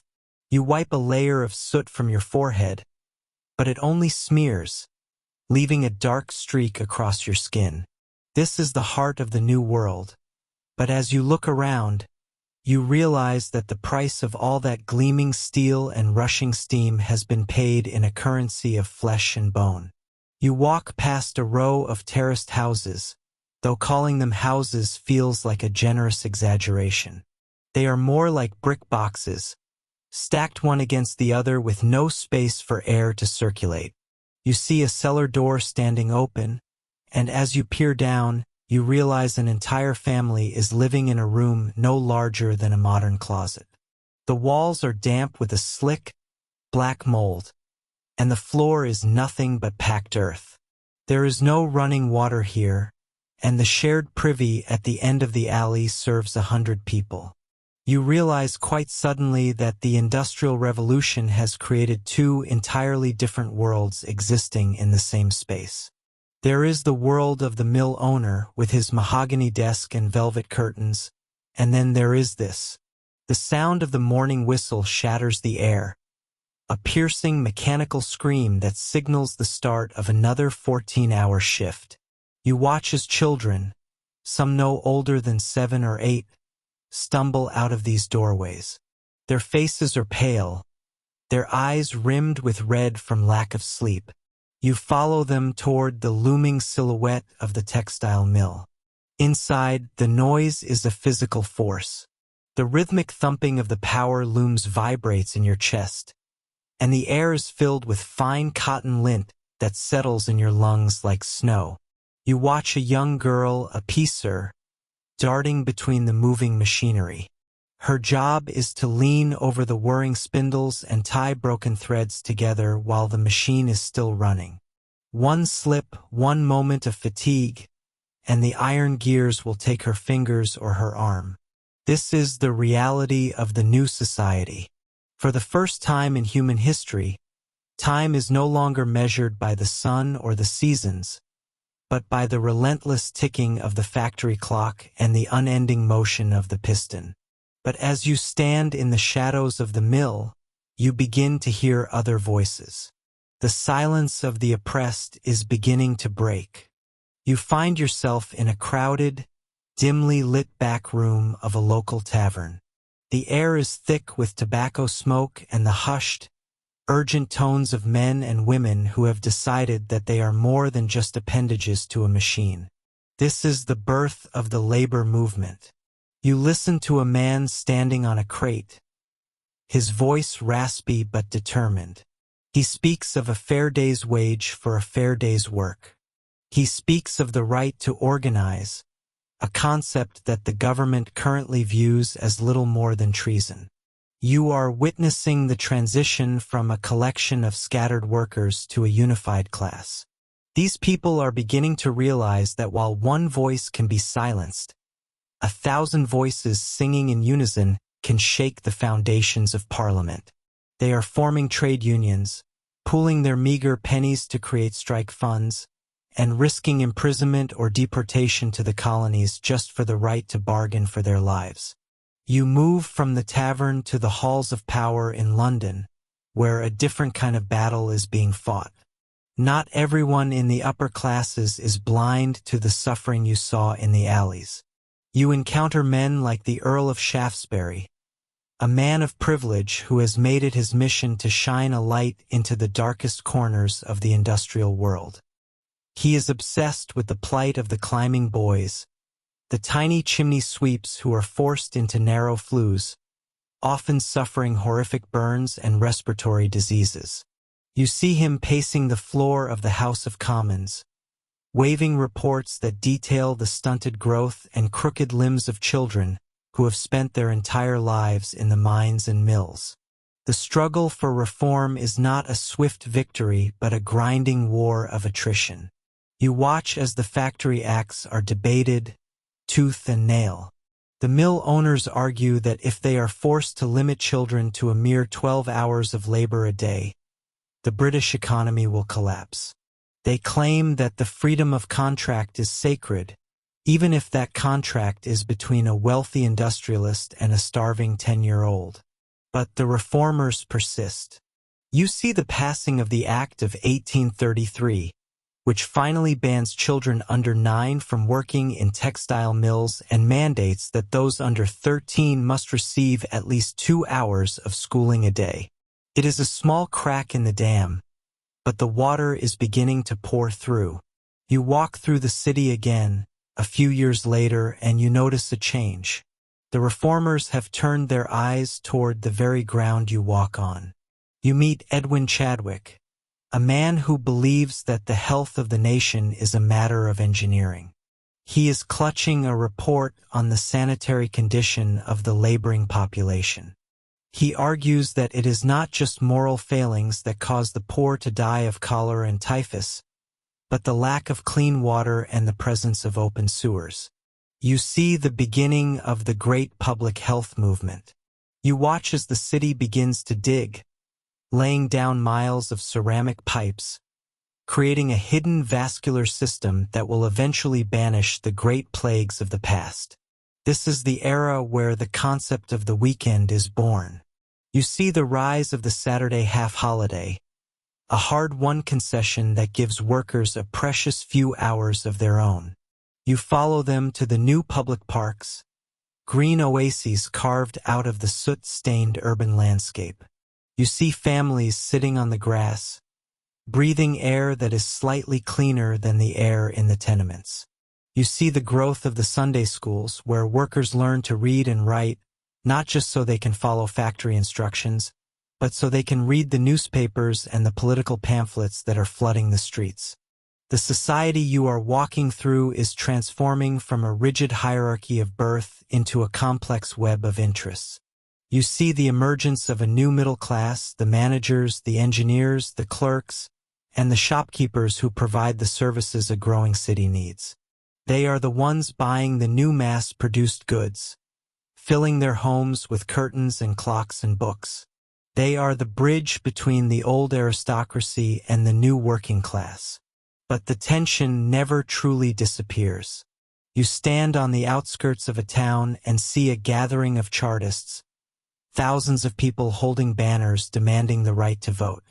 They want a secret ballot, they want annual parliaments, and they want the right for every man to have a say in how he is governed. You feel the electricity in the air, the sense that the political world is finally catching up to the industrial one. The old world of kings and peasants is dying, replaced by a world of citizens and states. As you look back at the soot-covered skyline, you realize that the Industrial Revolution was never just about machines. It was a fundamental restructuring of the human experience. It created unimaginable wealth and unimaginable misery, and in the friction between the two, it forged the modern idea of human rights and social responsibility. You see that the reformers were the necessary counterbalance to the engineers. While the inventors were figuring out how to make the world go faster, the reformers were trying to figure out how to make it more human. You are standing at a crossroads. The machines are still humming, the steam is still rising, and the cities are still growing at a frantic pace. But now there is a new spirit in the air. It is the belief that progress should not come at the cost of the soul, and that a civilization is measured not by the amount of coal it burns, but by how it treats its most vulnerable members. The gears of the revolution are still turning, but for the first time, you see the hands of the people reaching out to take the controls. The world has changed forever, and as the evening mist rolls in, you realize that the story of the revolution is no longer just a story of inventions, but a story of people finding their way in a brave and terrifying new world. You take a deep breath, but the air does not feel like air anymore. It feels heavy, textured, and strangely metallic on the back of your throat. You are standing on a narrow stone bridge overlooking a river in the heart of an industrial metropolis in the mid-1800s. Above you, the sky is not blue. It has not been blue for a very long time. Instead, it is a bruised, swirling canopy of charcoal, sickly yellow, and deep violet, a permanent twilight created by thousands of brick chimneys that never stop breathing. This is the moment when humanity first began to rewrite the chemistry of the planet on a massive scale. This is the birth of the ecological footprint. As you walk down the street, you notice the buildings around you. They were once pale limestone or vibrant red brick, but now they are draped in a thick, velvety layer of soot. It is a substance called black carbon, and it is everywhere. It coats the windowsills. It clings to the laundry hanging on lines in the cramped backyards, and it settles into the deep, weary creases of people's faces. If you reach out and touch a wall, your fingertips come away stained as if you have reached into a cold fireplace. This soot is more than just an eyesore. It is the physical manifestation of a revolution fueled by burning the ancient remains of forests from millions of years ago. Coal is the god of this new world, and its temple is the furnace. You watch a group of children playing in a narrow alleyway where the sun never quite reaches the ground. Their coughs are dry and persistent, a sound so common in this city that people have stopped noticing it. They call it the fog, but you know better.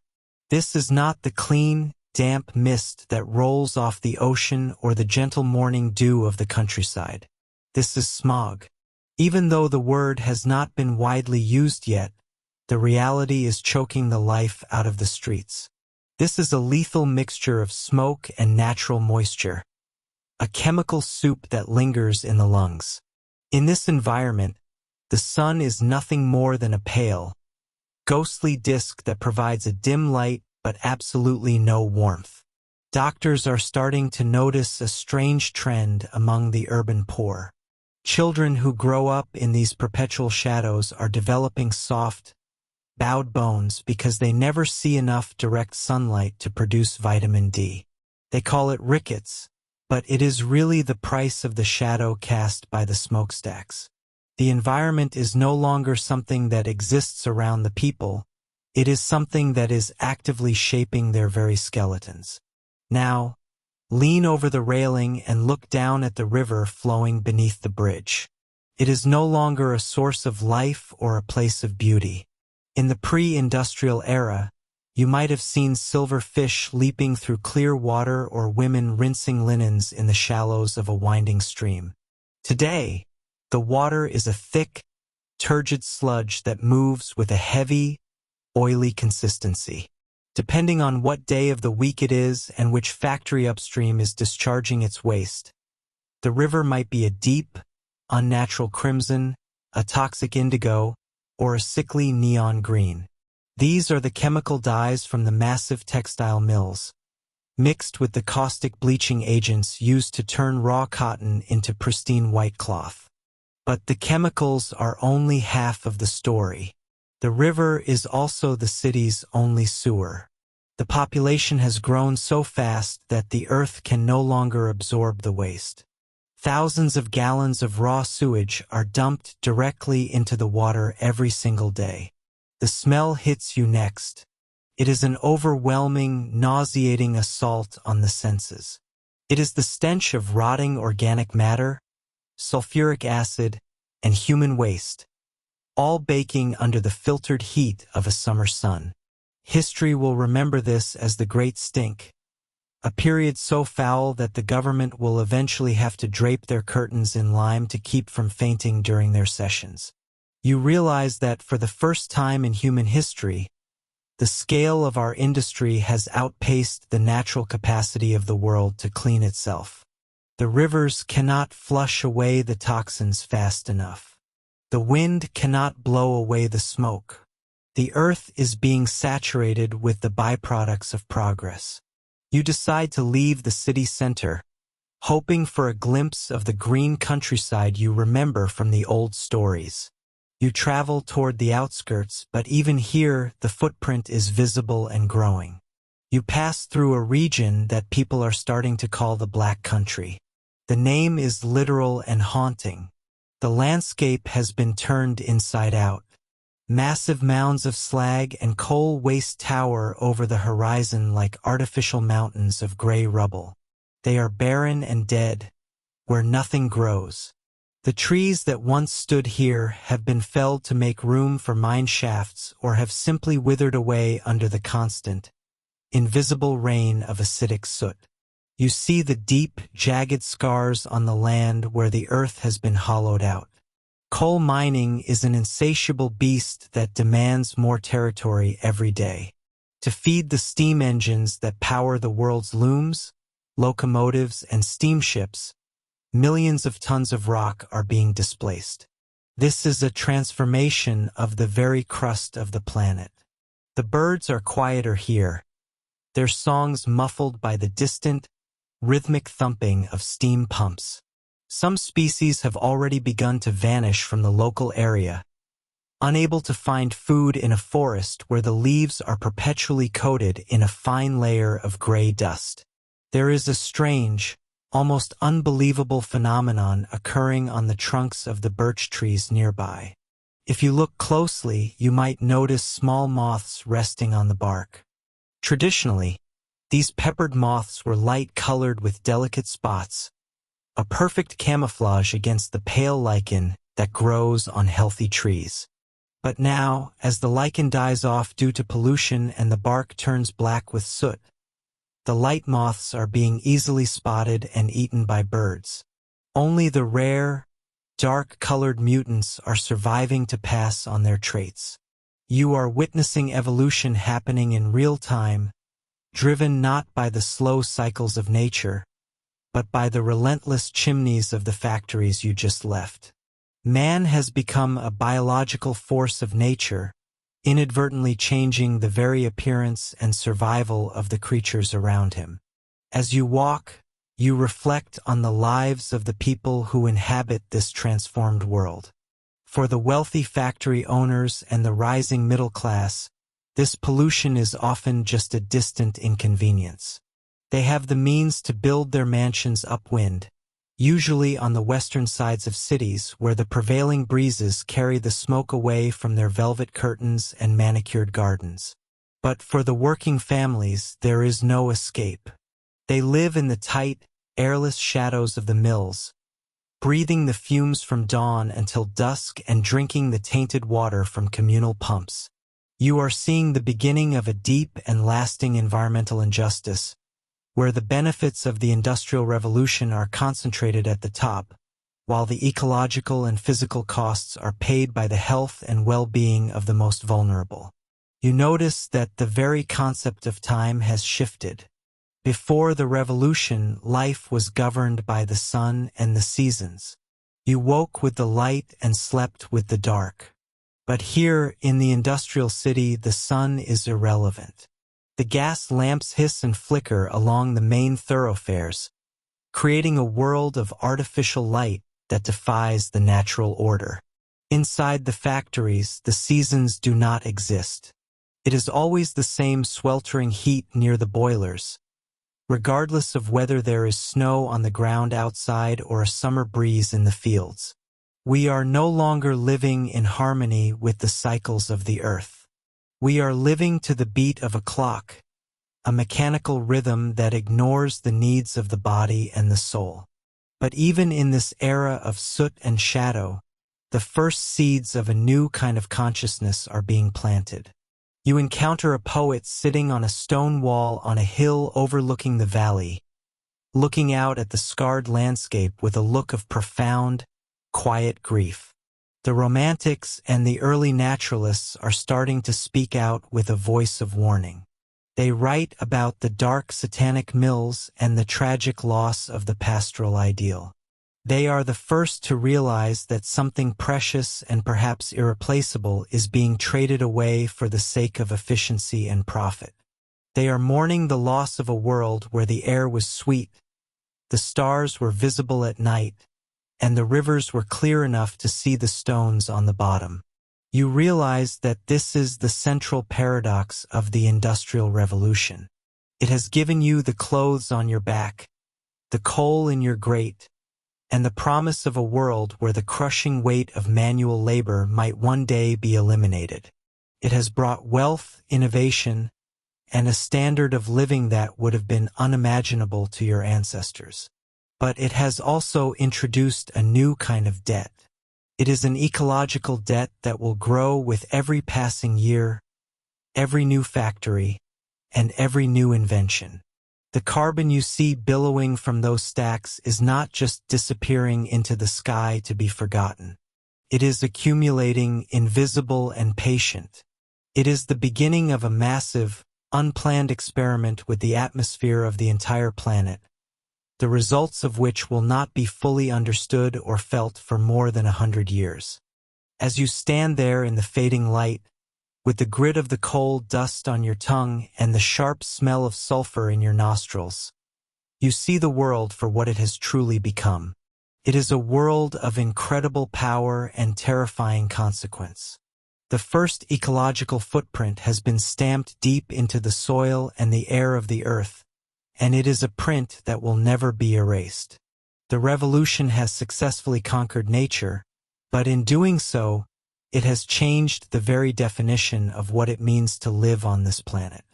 We have moved from being inhabitants of the natural world to being the architects of an artificial one.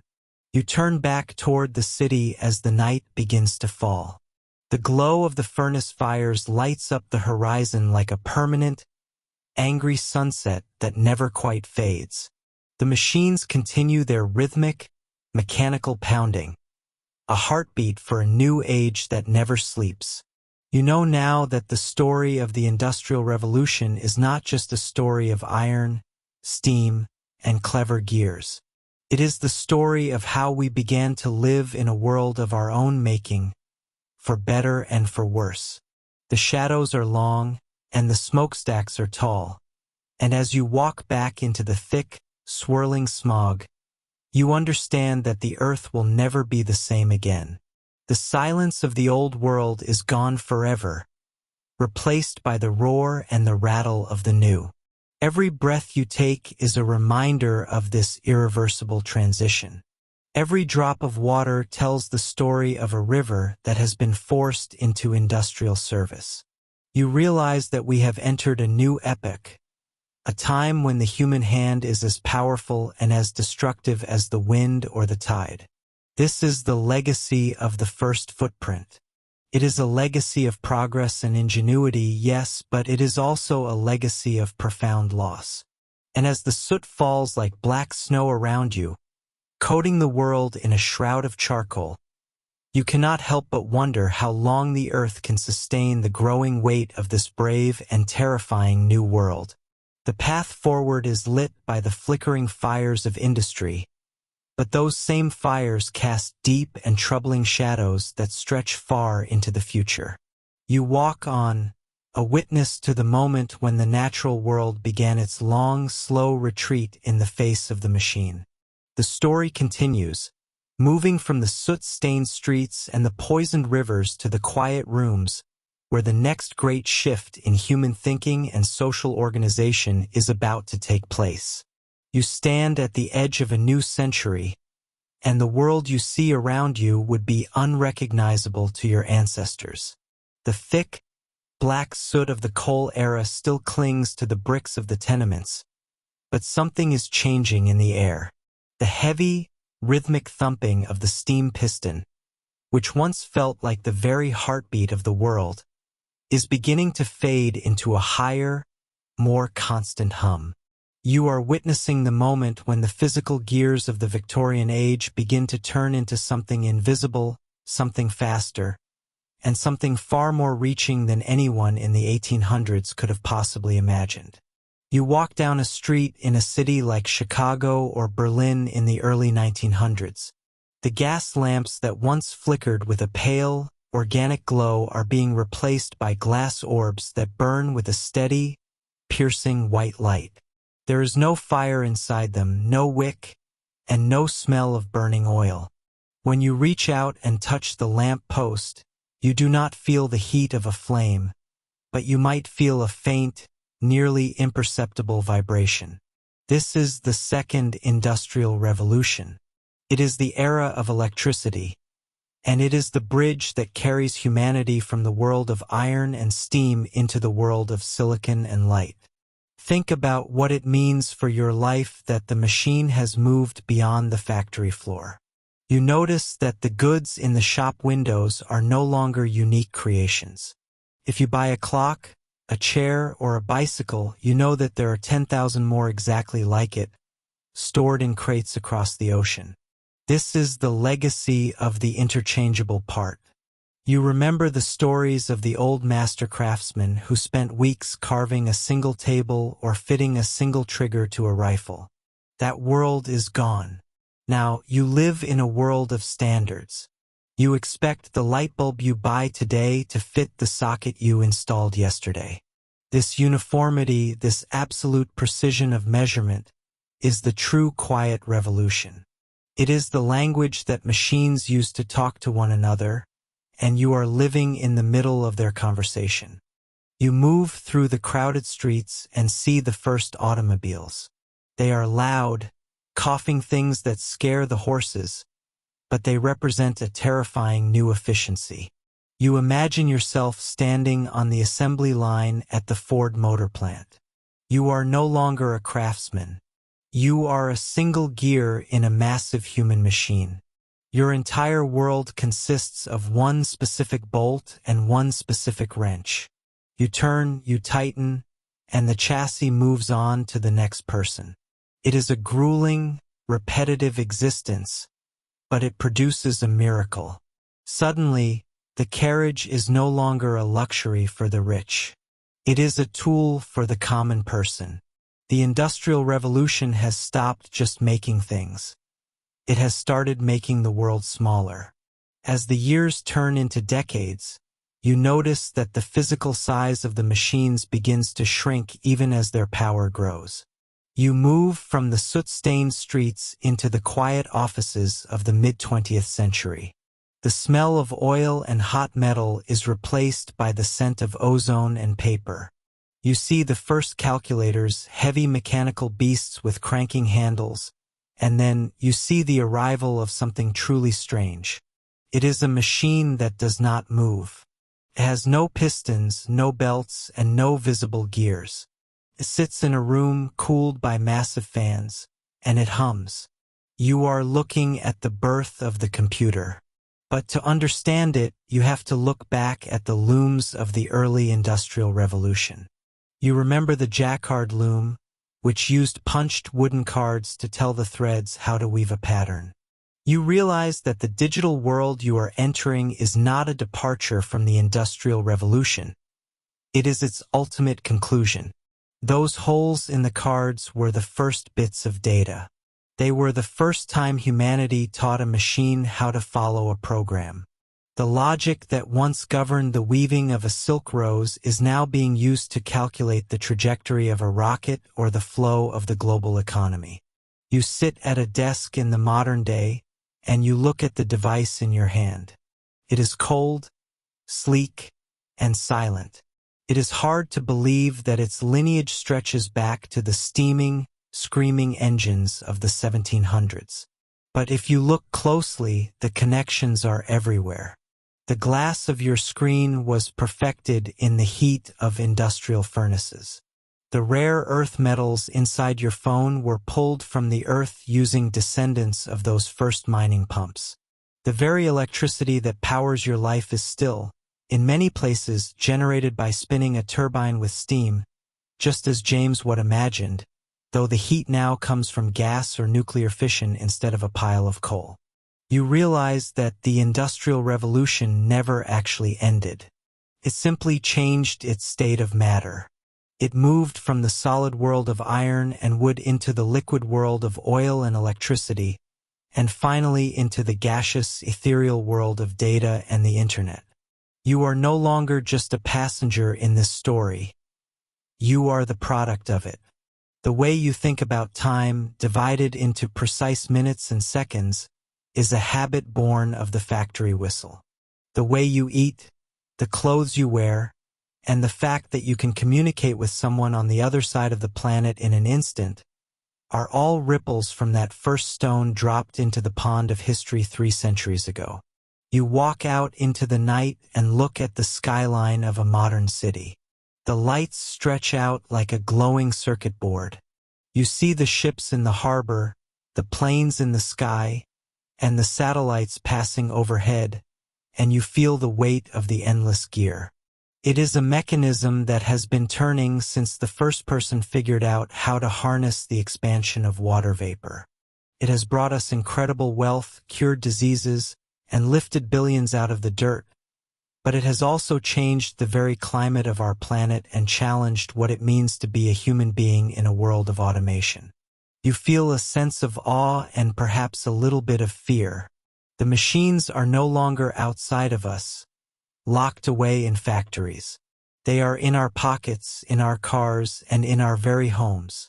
They predict what we want to buy, They filter the news we read, and they connect our minds in a vast, invisible web. The logic of the assembly line has been applied to the human experience itself. We have become as standardized as the interchangeable parts of an old musketry factory. Yet, within this massive system, you still have a voice. The story of the Industrial Revolution is the story of how we learned to amplify our physical strength until we could move mountains. Now, we are learning how to amplify our minds until we can process the very secrets of the universe. The soot has cleared, but the heat remains. The water still boils. The gear still turns. You are part of a continuous chain of innovation that stretches back to the first dark mills of northern England and reaches forward into a future that is still being written in code. As you look around your room, you see the objects of your life not as static things, but as the results of 1,000 years of struggle, genius, and labor. The light above you, the floor beneath you, and the very air you breathe are all managed by the legacy of the revolution. It is an immersive, total transformation of the human condition. We are the children of the machine, living in a world that our ancestors would view as a realm of gods and monsters.